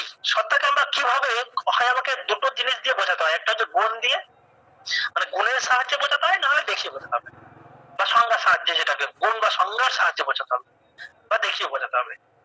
দেখিয়ে বোঝানো সম্ভব নয়, তাহলে গুণ বা সংজ্ঞার সাহায্যে না, গুণ বা সংজ্ঞার সাহায্যে সরাসরি দেখানো যাবে না। পার্মেনিডিসেরই একটা পোয়েম আছে, হ্যালো, আগের দিনে কোন শব্দটা ব্যবহার করছিল বলো, ভুলে যাচ্ছি। অন নেচার, একদম একদম একদম একদম অন নেচার। এই পার্মেনিডিসের এই যে পোয়েমটা, এখানে তিনি প্রথমেই দুটো দিকের তফাৎ করবেন, মানে দুটো জ্ঞানের দুটো পথের দিকে তফাৎ করবেন, দুটো পথ। একটাকে বলবেন সত্যের পথ, মানে ট্রুথ, ওয়ে অফ ট্রুথ, আরেকটা হচ্ছে অপিনিয়নের পথ, অভিমতের পথ। কার দর্শনে পেয়েছো এই কথাগুলো? আমি একটু মেল করছি, আমি জানি তোমরা এগুলো পড়ে এসছো আগে। এই কথাগুলো পরবর্তীকালে কার দর্শনে পেয়েছো? সত্যতার পথ, ওপিনিয়নের পথ। ওপিনিয়ন কথাটা, ওপিনিয়ন জ্ঞান নয়, ইন্দ্রিয় প্রত্যক্ষ জ্ঞান নয়, একদম প্লেটো। এই যে প্লেটো এই কনসেপ্টটা তাহলে কোথা থেকে নিয়েছেন? দার্শনিকরা ব্যাখ্যা করেন যে প্লেটো এই কনসেপ্টটা পার্মেনিডিস থেকে নিয়েছেন। আবার দেখবে যখন জ্ঞান তত্ত্ব আমরা আলোচনা করতে যাব কোথায়, লকের দর্শনে, তিনি প্রথমেই কি কোনগুলো জ্ঞান নয় সেটা বলবেন। প্লেটো যেমন করেছিলেন কোনগুলো জ্ঞান নয়, তারপরে তিনি সদর্থক মতটা দিয়েছেন। থিয়েটেটাসে ফার্স্টে নগর্থক মত খণ্ডন করে দিয়েছেন, অন্যদের মতগুলোকে, মানে প্রোটাগরাসের মতগুলোকে, তারপরে নিজের মত প্রতিষ্ঠা করছেন, রিপাবলিক বাই গ্রন্থ। এইরকম অন নেচারেও তিনি দুটো পথের কথা বলবেন, কে? পার্মেনিডিস, সত্যের পথ আর অভিমতের পথ। এই অভিমতের পথটা আমাদেরকে প্রকৃত জ্ঞান দিতে পারে না। হ্যালো, অভিমতের পথ আর বললাম যেটা সত্যের পথ, অভিমতের পথটাকে আমরা ইন্দ্রিয়ের সাথে তুলনা করতে পারি। আর বুদ্ধি, এটা হচ্ছে প্রকৃত সত্যের পথ। যদিও অভিমতকে পুরোপুরি তিনি আলাদা করবেন, যেমনটা প্লেটো করেছিলেন, যে অভিমত একদিকে রইলো, অপিনিয়ন মানে তুমি কারো কাছ থেকে শুনছো, কেউ তোমাকে কিছু বলছে, এইগুলো শুনে যে জ্ঞানগুলো, সেগুলো একটা দিক। আবার তুমি যে প্রকৃতভাবে উপলব্ধি করছো, এই উপলব্ধিটা তোমার দুভাবে হতে পারে, একটা হচ্ছে ইন্দ্রিয়ের দ্বারা, একটা বুদ্ধির দ্বারা। তাই সেই দিক থেকে ইন্দ্রিয় এবং বুদ্ধি দুটোই হচ্ছে সত্যের দিকের সাথে সম্পর্কিত। এগুলো তিনি ওই অন্যতার পরিবারে কিন্তু ব্যাখ্যা করছেন। এই প্রথমে তিনি সত্তা সম্পর্কে যখনই ব্যাখ্যা করতে যাচ্ছেন, সত্যের পথের উপলব্ধি দিয়ে, সত্তা সম্পর্কে তিনি বলছেন কোন সদর্থক বৈশিষ্ট্য আমরা দিতে পারবো না। একটা বৈশিষ্ট্য তিনি লাস্টে গিয়ে দেবেন, সেটা হচ্ছে অস্তিত্বশীলতা। বাকি সত্তা সম্পর্কে যা বৈশিষ্ট্য দেবেন সেটা হচ্ছে নীতি ভাবে। ঠিক আমরা অদ্বৈত বেদান্তে যখন ব্রহ্ম পড়েছি, তখন ব্রহ্মের সম্পর্কে ব্যাখ্যা দিতে গিয়েছিলেন, ব্রহ্মকে ব্যাখ্যা করেছিলেন কিভাবে? প্রত্যাগাত্মূলক ভাবে বা নীতি ভাবে। এই কথাটা ব্যবহার হচ্ছে ওখানে, নীতি বা প্রত্যাগাত্মূলক। স্পিনোজা যখন ঈশ্বরের ব্যাখ্যা দিয়েছেন, তখন তিনি নমর্থক ভাবে ব্যাখ্যা দিয়েছেন। তার কথাটাকে বলা হয় ডিটারমিনেশিও নিগেশিও ইস্ট। এটা কার কথা? স্পিনোজার কথা। প্রত্যাগাত্ম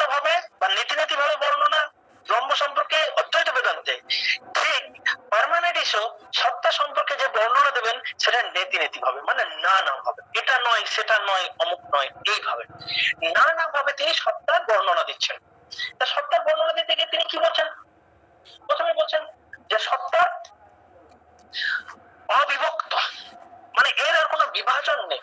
জগতে আমি যে বস্তুগুলোকে পাই সবগুলো বিভাজন সম্ভব, সেগুলো বিভাজ্য, কিন্তু সত্তার বিভাজ্য মানে সত্তা বিভাজ্যতা বিশিষ্ট নয়, সত্তা অবিভক্ত অবিভাজ্য।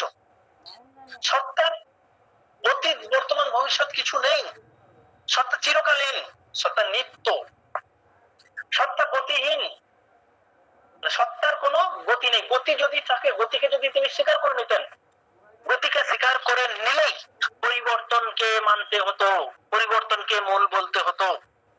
ঠিক আছে, জগতে গতি রয়েছে কিন্তু সত্তাতে গতি নেই, সত্তা হচ্ছে গতিহীন, মানে মূলটা হচ্ছে গতিহীন। ঠিক আছে, সত্তার উৎপত্তিও নেই, সত্তার বিনাশও নেই, এটা পুরোপুরি নিজের উপর নির্ভর করে, সত্তা নিজেই নিজের উপরে নির্ভর করে, অন্য কারোর উপরে নির্ভরশীল নয়, বরং ঠিক আছে অন্য যা কিছু আছে সব সত্তার উপরে নির্ভরশীল।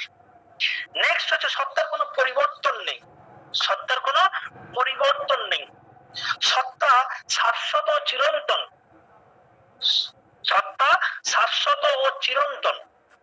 শাশ্বত আর চিরন্তন মানে সেই ইটারনাল কথা, ইটারনাল। সত্তার কোনো উৎপত্তি নেই, বিনাশ নেই, ক্ষয় নেই, অবিনশ্বর, অক্ষয়, এই কথাগুলো আমরা ব্যবহার করতে পারি। নেক্সট, সত্তার যেটা আদি রূপ, সেই আদিতে সত্তা হচ্ছে স্থায়ী, যেটা গতিহীন বলেছি, তার মানে সত্তা আদিতে হচ্ছে স্থায়ী, স্থায়িত্ব হচ্ছে সত্তার একটা বৈশিষ্ট্য। গতি নেই এই রূপে আমি স্থায়িত্বে যেতে পারছি, মানে সবকিছু দেখো না না দিয়ে বলছি। সত্তা অনিত্য নয়, মানে ওই যে নিত্য বললাম, এগুলো না না দিয়ে ব্যাখ্যা হচ্ছে সবকিছু, বুঝতে পারছো? সত্তার কোনো আকার নেই, সত্তা আকারবিহীন, এইভাবে পারমানেন্টিস্ট সত্তার বর্ণনা দিয়েছেন। হ্যালো হ্যালো, হ্যাঁ স্যার। এটা গেল নাকি? বুঝতে পারলে আমি কি বলছি? হ্যাঁ স্যার। সত্তা, সত্তা মানে হচ্ছে তার কনসেপ্ট অনুসারে বিং, বিং হচ্ছে এক, বিং কে জানা যায় থটের দ্বারা। ঠিক আছে, বিং সম্পর্কে কিছু বৈশিষ্ট্য কথা বলছে, মানে আমি যদি বলি যে মানে পারমানেন্টিস্টের মধ্যে থট, বিং, এক, ঠিক আছে, থট বা বিং এগুলো এক এবং অভিন্ন। ঠিক এই সম্পর্কে আমরা কি বলেছি যে সার্ত্রের একটা শূন্যবাদের, শূন্যবাদ বলে কিছু বিষয় শুনেছো? শূন্যবাদে মানে শূন্য থেকে নিহিলিজম বলে কিছু শুনেছো? হ্যাঁ, ওইটা স্পিনোজা বলেছিল, ex nihilo nihil something like that. Fit, ঠিক একদম, এক্স নিহিলো নিহিল ফিট, এটা স্পিনোজা নয়, তারা পূর্ববর্তী কথা। এই যে মানে এটা হচ্ছে এই পারমানেন্টিস্টের কথা পাবো, এক্স নিহিলো নিহিল ফিট কথাটা মানে কি? এক্স নিহিলো নিহিল ফিট কথাটার মানে হচ্ছে কিছু উৎপন্ন হতে পারে না, একদম, nothing comes out of nothing, nothing comes out of nothing, মানে শূন্য থেকে নাথিং মানে নেই কিছু, এমন কিছু থেকে কোনো কিছুই সৃষ্টি হতে পারে না, শূন্য থেকে কোনো কিছুর উদ্ভব ঘটে না। এটা কার মত? পারমানেন্টিস্ট। তাহলে সবকিছুর উৎপত্তি ঘটে কি থেকে? সবকিছুর উৎপত্তি ঘটে সত্তা থেকে, সবকিছুর উৎপত্তি ঘটে সত্তা থেকে, যাবতীয় যা কিছু রয়েছে তার মূলে রয়েছে সেই সত্তা। সত্তার বললাম সদর্থক বর্ণনা তিনি দিতে পারলেন না, নমর্থক বর্ণনা দিলেন, কিন্তু সদর্থক বর্ণনা একটা জায়গায় দেওয়া যায়, সেটা হচ্ছে সত্তা এক আর সত্তার অস্তিত্বশীল। সত্তা মানে অস্তিত্বশীল, সত্তা কখনো অনস্তিত্বশীল হতে পারে না, আর দুই, সত্তা বহু হতে পারে না। ঠিক আছে, কারণ যদি বহু সত্তা স্বীকার করি তাদের মূলে আবার এক সত্তা স্বীকার করতে হবে। এইভাবে যেমন দেখবে যারা বহু ঈশ্বর স্বীকার করে, সেই বহু ঈশ্বরের মধ্যে থেকে আবার একজনকে লাস্টে গিয়ে পড়ো, যেমন আমাদের একটা ইয়েতে বুঝতে সুবিধা হবে, কল আসলে কেটে যেত, কিন্তু খুব ভালো হয়েছে। বিভিন্ন রকম দেবতা স্বীকার করে লাস্টে গিয়ে চলে যায়। আমি জাস্ট আমাদের ধর্মের দিক থেকে বলছি, মানে ভারতবর্ষের ধর্মের দিক থেকে দেখবে একটা গিয়ে লাস্টে গিয়ে চলে যায় সেই টপে গিয়ে ব্রহ্ম বিষ্ণু মহেশ্বর, এ নিয়ে দেখবে একটা বিভেদও ছিল, ব্রাহ্মণ বৈষ্ণব আর শৈব তিন গোত্র, এরা বলবে যে ও টপ, এরা বলবে ও টপ, আর এরা বলবে আরেকজন টপ। এই বহু স্বীকার করলে এই সমস্যাটা কিন্তু থেকে যাবে। তাহলে যদি সত্তাকে এরকম বহু স্বীকার করতো তাহলে তার জন্য আবার এক স্বীকার করতে হতো, লাস্টে গিয়ে সেই চূড়ান্তে গিয়ে একে পৌঁছাতে হবে। তার জন্য তিনি সত্তাকে প্রথমেই এক বলে দিলেন। সত্তার এই একটা হচ্ছে তার সদর্থক বৈশিষ্ট্য, আর সত্তা অস্তিত্বশীল এটা হচ্ছে তার সদর্থক বৈশিষ্ট্য। বাকিগুলো সব হচ্ছে সত্তার নমর্থক বৈশিষ্ট্য, না দিয়ে সত্তাকে বোঝানো হয়েছে।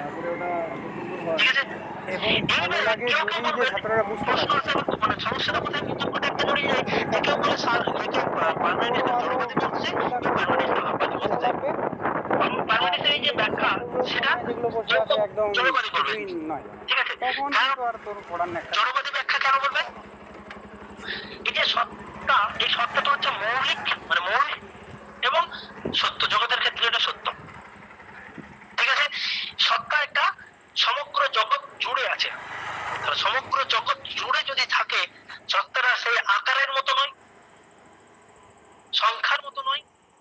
সত্তাটা যেহেতু সমগ্র জগৎ জুড়ে আছে, সত্তা একটা নির্দিষ্ট এবং সত্তা হচ্ছে বর্ণিত, এইরকম একটা কথা শাস্ত্রীয় দর্শনে আছে। এই সরি কি বলে কাল প্রদর্শন করছি পারমানেন্টিসের দর্শনে এই কথাগুলো আছে। এইবারে এই পারমানেন্টিসের এই কথাগুলোর জন্য অনেকে ধরে থাকে যে পারমানেন্টিসকে জড়বাদী। ঠিক আছে, কিন্তু পারমানেন্টিস্ট প্রকৃতপক্ষে আবার অনেকে দেখিয়ে থাকেন যে ভাববাদী। ভাববাদীরা কেন? কারণ ভাববাদীরা জড় সত্তার বাইরে ভাব বা আইডিয়াকে মূল বলে। শাস্ত্রে দেখো থটকে মূল বলছে, শাস্ত্রে সত্তাকে মূল বলছে, ফলে শাস্ত্রে সেই দিক থেকে ভাববাদী। ঠিক আছে, হ্যালো এই ওকে স্যার, কিছু মনে করেন আমার শাস্ত্রে মানে কয়েকদিন ধরে শাস্ত্রে এত পড়তে কথায় কথায় শাস্ত্রে বেরিয়ে যাচ্ছে। পারমানেন্টিস যেটা পড়ছি, পারমানেন্টিসের দর্শনে এটা কিন্তু একটা মূল বক্তব্য। বোঝা গেল এগুলো পারমানেন্টিসের কথাগুলো? এরপরে পারমানেন্টিসকে যখনই আমরা বুঝবো, পারমানেন্টিসের বিপরীতে পাবো কাকে? সেটা হচ্ছে হেরাক্লিটাসকে। পারমানেন্টিসের আর কয়েকটা বিষয় আমি একটু নোট করতে বলবো, একটু লেখো।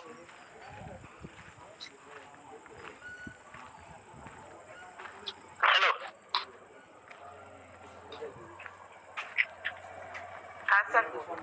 লেখো। The world of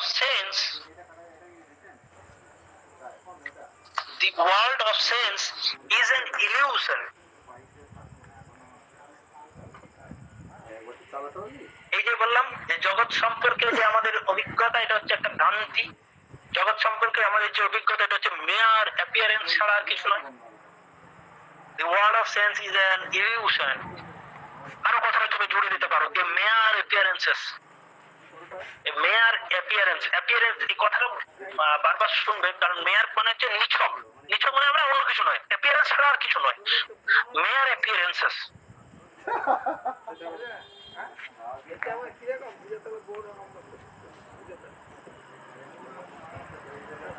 ঠিক আছে, এটা হচ্ছে পারমানেন্টিসের বক্তব্য।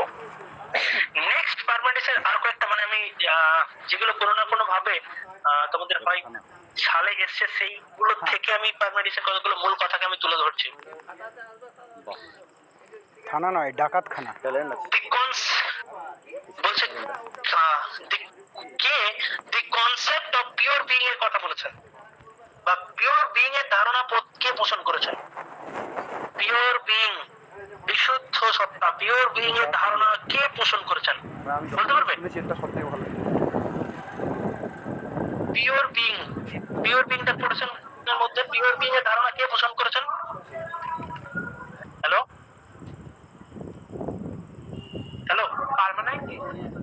পারমানেন্টিস, পিওর বিইং। এই যে কথা আমি বলছি সত্তা, বিশুদ্ধ সত্তা, কথাটা নিতে পারো। পিওর বিইং বা বিশুদ্ধ সত্তার কথা কে, মানে কোন গ্রিক দার্শনিক বলেছেন প্রথম? সেটা বলবো পারমানেন্টিস।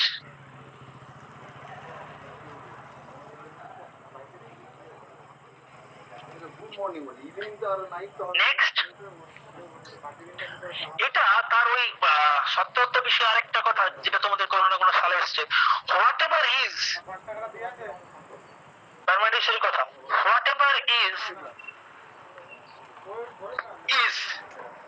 কথাটা দুবার লেখো, দ্বিতীয় ইজটা পড়েছেন, ইজ মানে হয়।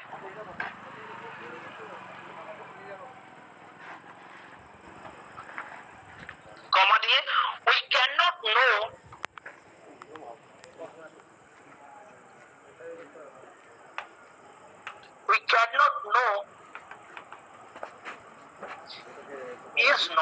ইজ নটটা কোটেশনের মধ্যে।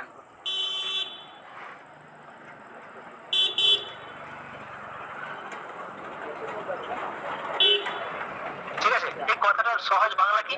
যা আছে তা আছে, যা নেই তাকে জানা যায় না। সত্তা আছে, সত্তা জগতের মূল।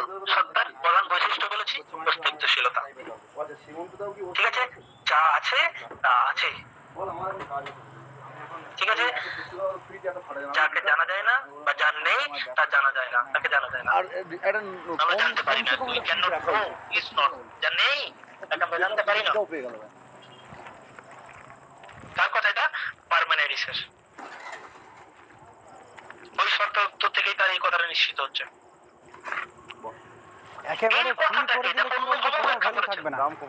ওইটাও সালে এসছে। তাই তো You cannot know what is not. যারা মোটামুটি ফ্রি বা 200-100 করে দিত, তো পরে দেখছি অফলাইনে যখন হতো ওরাই বেশি অফ করছে, মানে মগের মুলুক আর কি। যেদিন খুশি যাবো, যেদিন খুশি যাবো না, টাকা লাগছে না। আর যারা টাকা দিচ্ছে তারা কিন্তু প্রতিদিন আসছে। মানে যদি তোমাকে বলা হয় তুমি কি জানো না, তখন তুমি কি বলতে পারবে? তুমি কি জানো না? আমাদের একজন স্যার ডাইরেক্টভাবে বলতেন, আমি যে কি জানি না সেটাই আমি জানি না। তার মানে আমি কি জানি না সেটা বলতে পারছি। আমি যেটা জানি না বলছি তার ধারণা আমার কাছে রয়েছে, যাটা জানি না বলতে গেল তার ধারণা। সুতরাং ওই জন্য ওর কথাটা, you can not know what is not, comma দিয়ে, nor can you express it, nor can you express it। কি নেই তা তুমি জানতে পারো না, তুমি তাকে ব্যাখ্যাও করতে পারো না, এক্সপ্রেসও করতে পারো না, তুমি তাকে প্রকাশও করতে পারো না।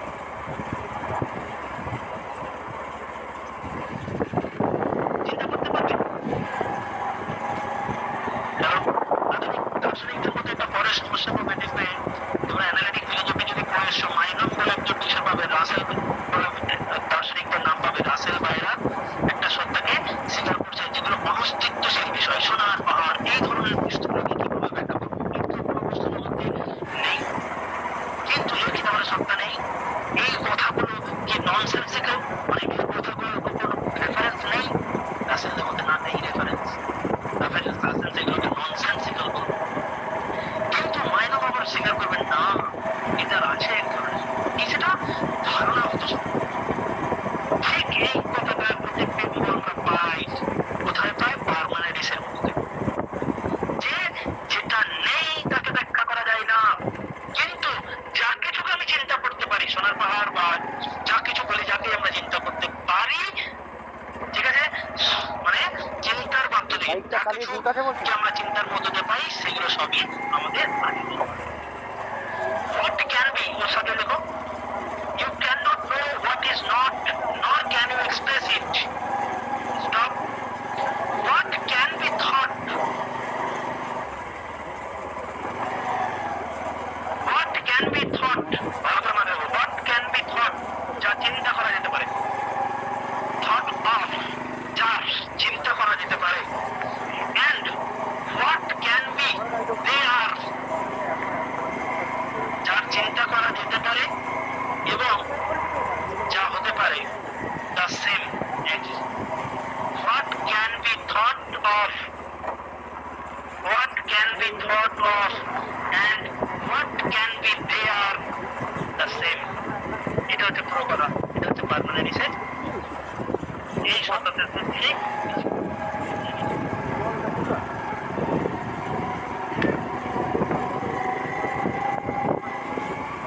হ্যালো, এরপর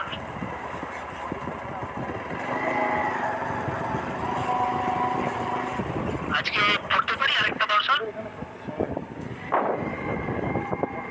হ্যালো হ্যালো, আমি তোমাদের কাছে জানতে চাইছি, বলছি আজকে হেরাক্লিটাস পড়তে পারি না? তোমাদের অসুবিধা হতে পারে? না স্যার, পড়াতে পারেন, আমাদের থেকে কোনো অসুবিধা নেই, বাকিদের মতো। আচ্ছা, অসুবিধা নেই তো তোমাদের? তাহলে আমরা মানে পার্মানেন্টিসকে যেহেতু আমরা বুঝলাম, এর বিপরীতে আমরা হেরাক্লিয়াসকে বুঝবো, তাই একসাথে হলে আমাদের বেটার হবে।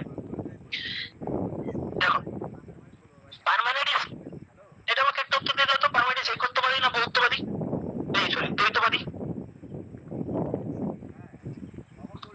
একত্ববাদী তো স্যার। ব্যাস, লিখে রাখতে পারো পার্মানেন্টিস একত্ববাদী। হেরাক্লিয়াস তাহলে কি হবে? বহুত্ববাদী, দ্বৈতবাদী। বহুত্ববাদী কথাটা ব্যবহার করে দ্বৈতবাদী কথাটা ব্যবহার করা যেতে পারে। পার্মানেন্টিসের বিপরীত, ঠিক আছে? এইবারে আবার বিপরীতে, মানে পুরোপুরি বিপরীতে বলবো না, কোথাও জায়গাতে আমরা মিল পাবো।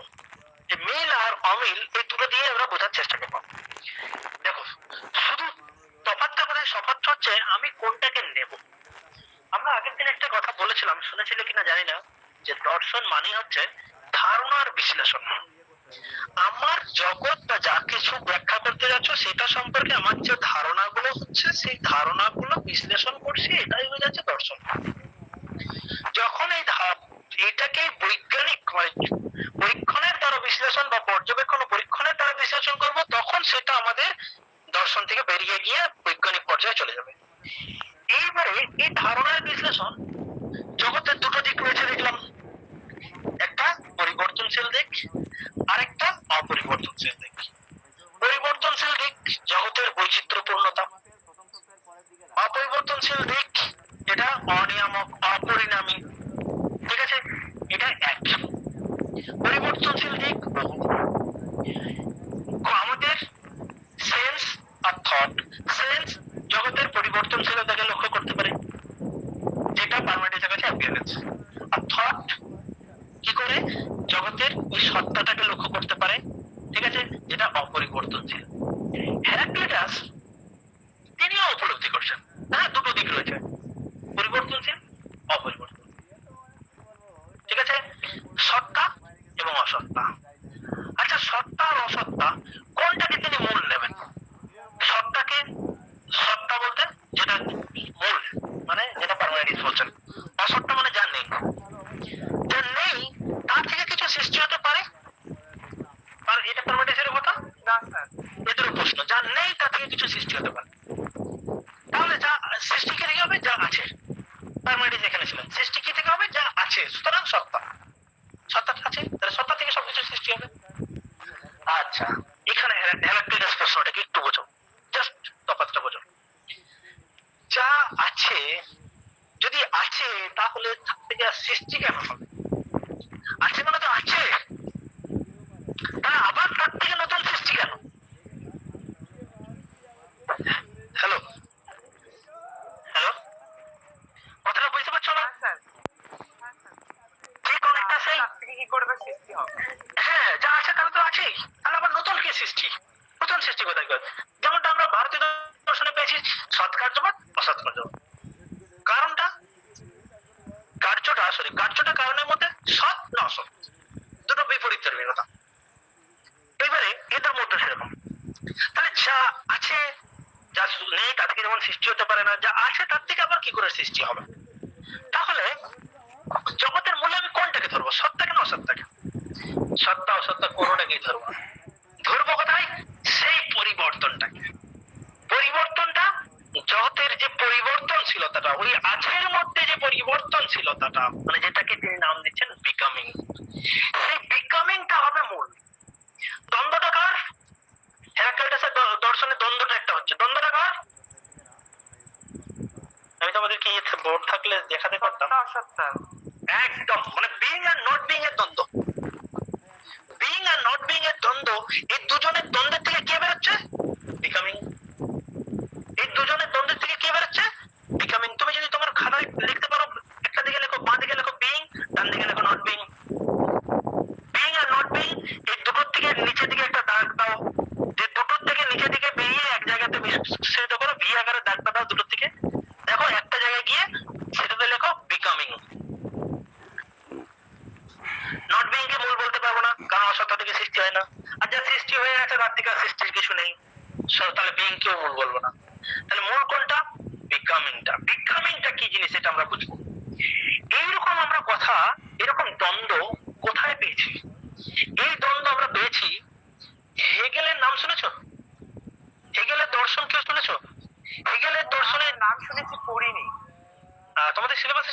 গ্রাজুয়েশনে বা না স্যার।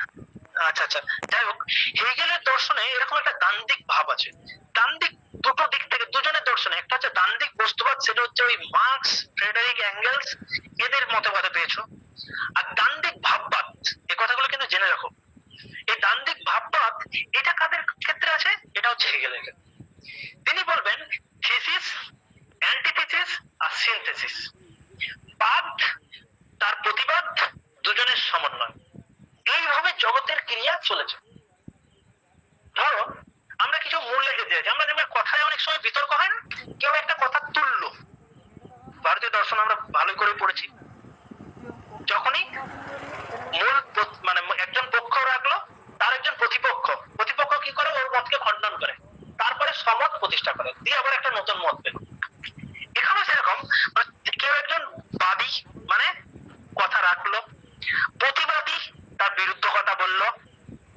আচ্ছা, দুটো বিরুদ্ধে একসাথে সত্য হতে পারে না, আমরা জানি এ আর ও একসাথে সত্য হতে পারে না, এই দুটো বিরুদ্ধধর্মী বচন বা একসাথে সত্য হতে পারে না।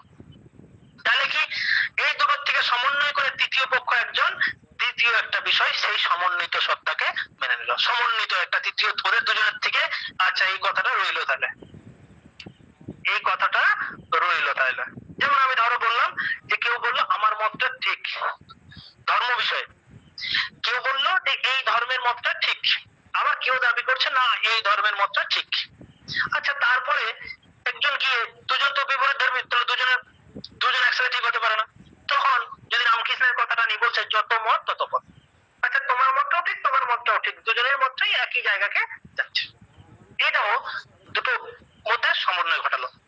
এইরকম হেরাক্লিয়াসও এরকম একটা সমন্বয়ের জায়গা রয়েছে। কোনটা? সেটা হচ্ছে বিকামিং, বিইং, নট বিইং। এখান থেকে এই দ্বন্দ্বে যে ইয়ে থাকবে, যেখান থেকে সৃষ্টির জায়গা, সেটা হচ্ছে বিকামিং। এই বিকামিং হবে জগতের মূল।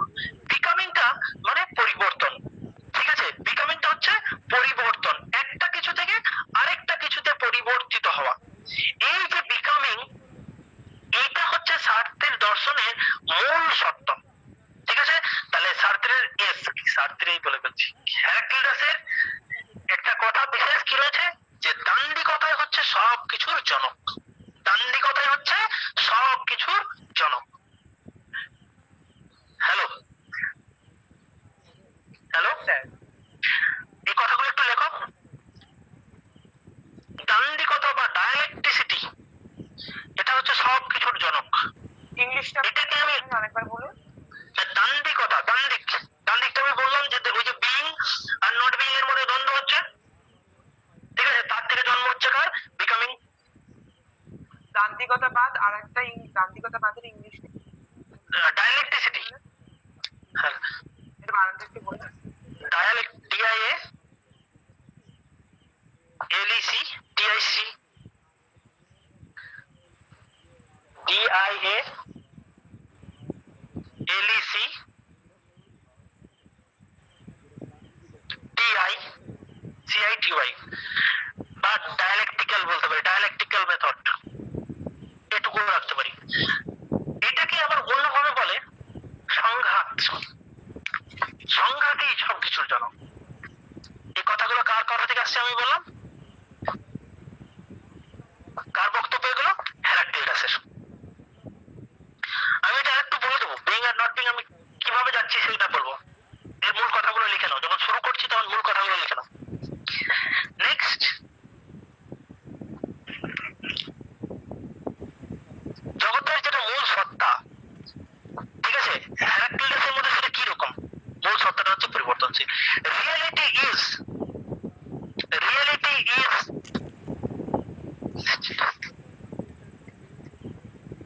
ceaselessly changing, মানে অনবরত পরিবর্তন, ceaselessly changing, CEASELESSLY।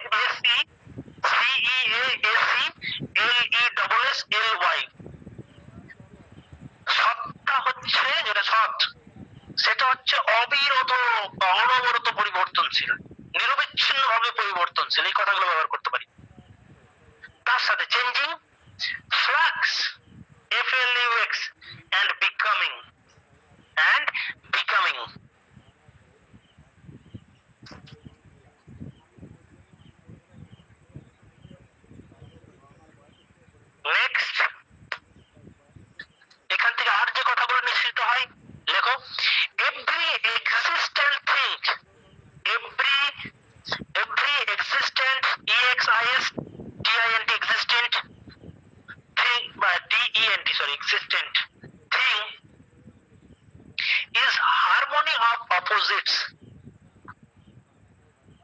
এটা দেখো, যা অস্তিত্বশীল সত্তা, প্রত্যেক অস্তিত্বশীল জিনিসগুলো হচ্ছে বৈপরীত্যে হারমোনি মানে শৃঙ্খল, হারমোনি মানে শৃঙ্খল বা সংহতি, একই কথা।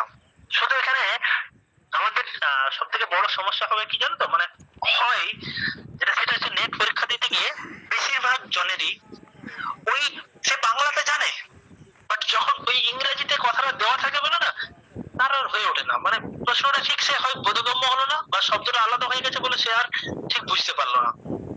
তাই এই শব্দগুলোর সাথে পরিচিত থাকার কথা আমি বলছি।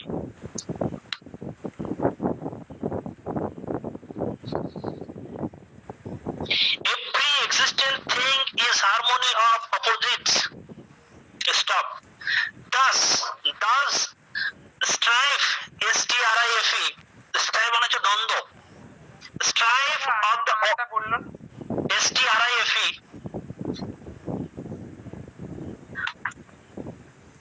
thus strife of the opposites is the father of all things. Thus, strife of the opposites is the father of all things. তাহলে কি বললো? প্রথম কথা, অস্তিত্বশীল সব জিনিসগুলো হচ্ছে বৈপরীত্যের শৃঙ্খল।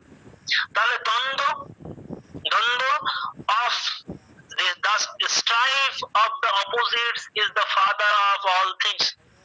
অপোজিটের দ্বন্দ্ব, বৈপরীত্যের দ্বন্দ্বটাই হচ্ছে সব কিছুর ফাদার। জগতে যা কিছু রয়েছে সব কিছুর উৎসটা কোনখান থেকে?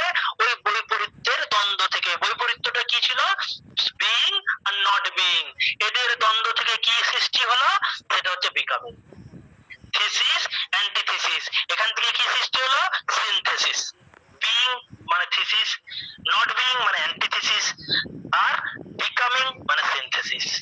যদি বলি সত্তা, অসত্তা আর ভবন, বিকামিং মানে ওর বাংলা করে ভবন। এখানে জগতের সবকিছুই হেরাক্লিটাসের মতে নিয়ত পরিবর্তনশীল। যা কিছু জগতে রয়েছে সব কিছুই হচ্ছে নিয়ত পরিবর্তনশীল, নিত্য চঞ্চল, বস্তু মাত্রই গতিশীল। ওরা মূল সত্তাকে গতিহীন বলেছিল, ওরা বলতে পারমানেন্টিস। হেরাক্লিটাস মূল সত্তাকে গতিশীল বলছেন, এবং গতিশীল নদীর জলধারার মতো প্রবাহমান। এ প্রসঙ্গে তার একটা কথা হচ্ছে, আমরা একই নদীতে দুইবার অবগাহন করতে পারি না। ঠিক আছে, এখানে এটাকে ইংরেজিতে লিখে রাখতে পারো, no one can step into the same river twice. No one can step into the same river twice. একই নদীতে আমরা কেউই দুবার অবগাহন করতে পারি না বা দুবার নামতে পারি না। কেন? প্রথমবার নদী মানে জলধারা। সেম রিভার, বলো same river twice, TWIC, twice মানে দুইবার।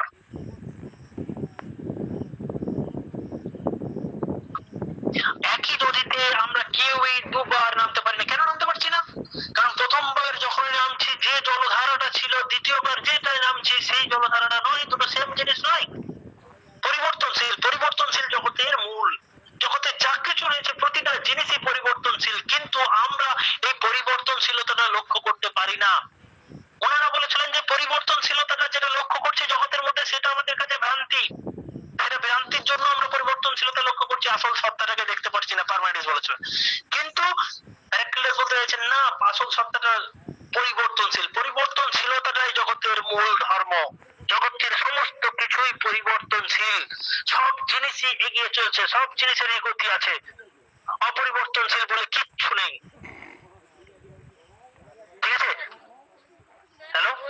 হ্যাঁ স্যার, তার মানে কি এটা কি কিছুটা ওই বৌদ্ধ দর্শনের সাথে সাদৃশ্য? মানে অবশ্যই অবশ্যই, এই কথাটা শুধু বৌদ্ধ নয়, তুমি যদি লিখতে চাও লিখে রাখতে পারো। বাগস বলে একজন আছেন, হেরাক্লিটাস বৌদ্ধ, বাগস নাম শুনেছো? না স্যার। আর পরে শুনবে, আর একটু মানে অ্যানালিটিক ফিলোসফি বা এই সবগুলো পড়তে গিয়ে শুনবে। বাগস অবশ্য কোনো সিলেবাসেই নেই, মানে নেট সেটে কিছুটা পাবে। এই বাগস দর্শনে পড়তে গিয়ে সেখানে আমরা পাবো এই রকম কি বলে ওই তোমার পরিবর্তনশীলতার কথা।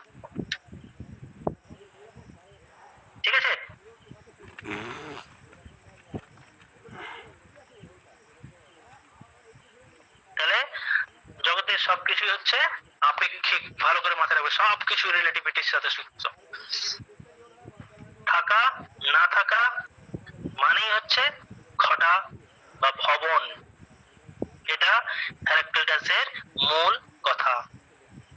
ঠিক আছে, মানুষ যখনই জন্মায়, এটা কিন্তু মনে রাখো হেরাক্লিটাসের বক্তব্যের মধ্যে, মানুষ যখনই জন্মায় তখনই সে মৃত্যুকে সঙ্গে করে নিয়ে আসে। আমরা বলি না জন্মিলে মরিতে হবে অমর কে কথা পাবে, যেই জন্মায় সে মৃত্যুকে সাথে করে নিয়ে আসে। ঠিক আছে, এই যে জীবন সত্তার অসত্তা রূপ কোনটা? ওই মৃত্যু। তাহলে জীবন সত্তার অসত্তা রূপ মৃত্যুর এই মাঝখানে জীবনের যে পরিবর্তনশীলতাটা, সেটাই হচ্ছে মূল কথা। ঠিক আছে, জীবনের সাথে আমাদের আত্মলীন হয়ে থাকে মৃত্যু। আমরা পরবর্তীকালে এক্সিস্টেন্সিয়াল ফিলোসফিতে মানে শাস্ত্রে বাইদের জায়গাতে বলবে যে মৃত্যুর এই ভীতিটা আমাদের মধ্যে রয়ে থাকে। এই কথাগুলো কিন্তু হেরাক্লিটাসের মধ্যে রয়েছে। নেক্সট দেখো, আর কয়েকটা কথা কোট করো। Heraclitus held that the world had Heraclitus তারপরে কি বললেন স্যার? held that, এটা পাস্ট টেন্সে বলে হেল্ড বললাম, নাহলে হোল্ডস বলতাম, যে মনে করেন। held that the world had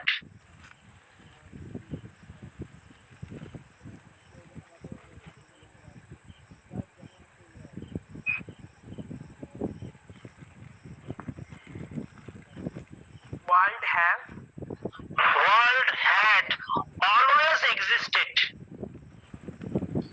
always existed,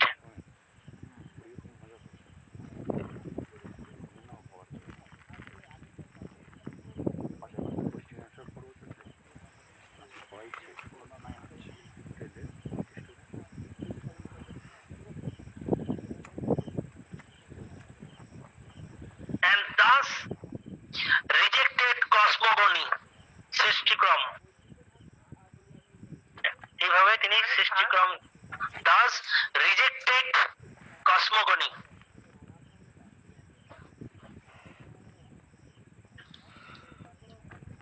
cosmogony, COSMOGONY।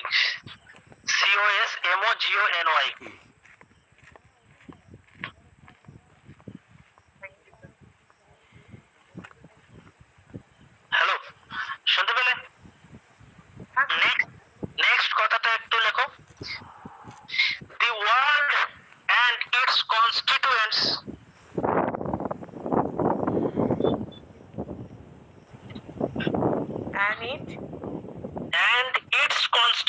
মানে এর উপাদান, জগৎ এবং তার উপাদান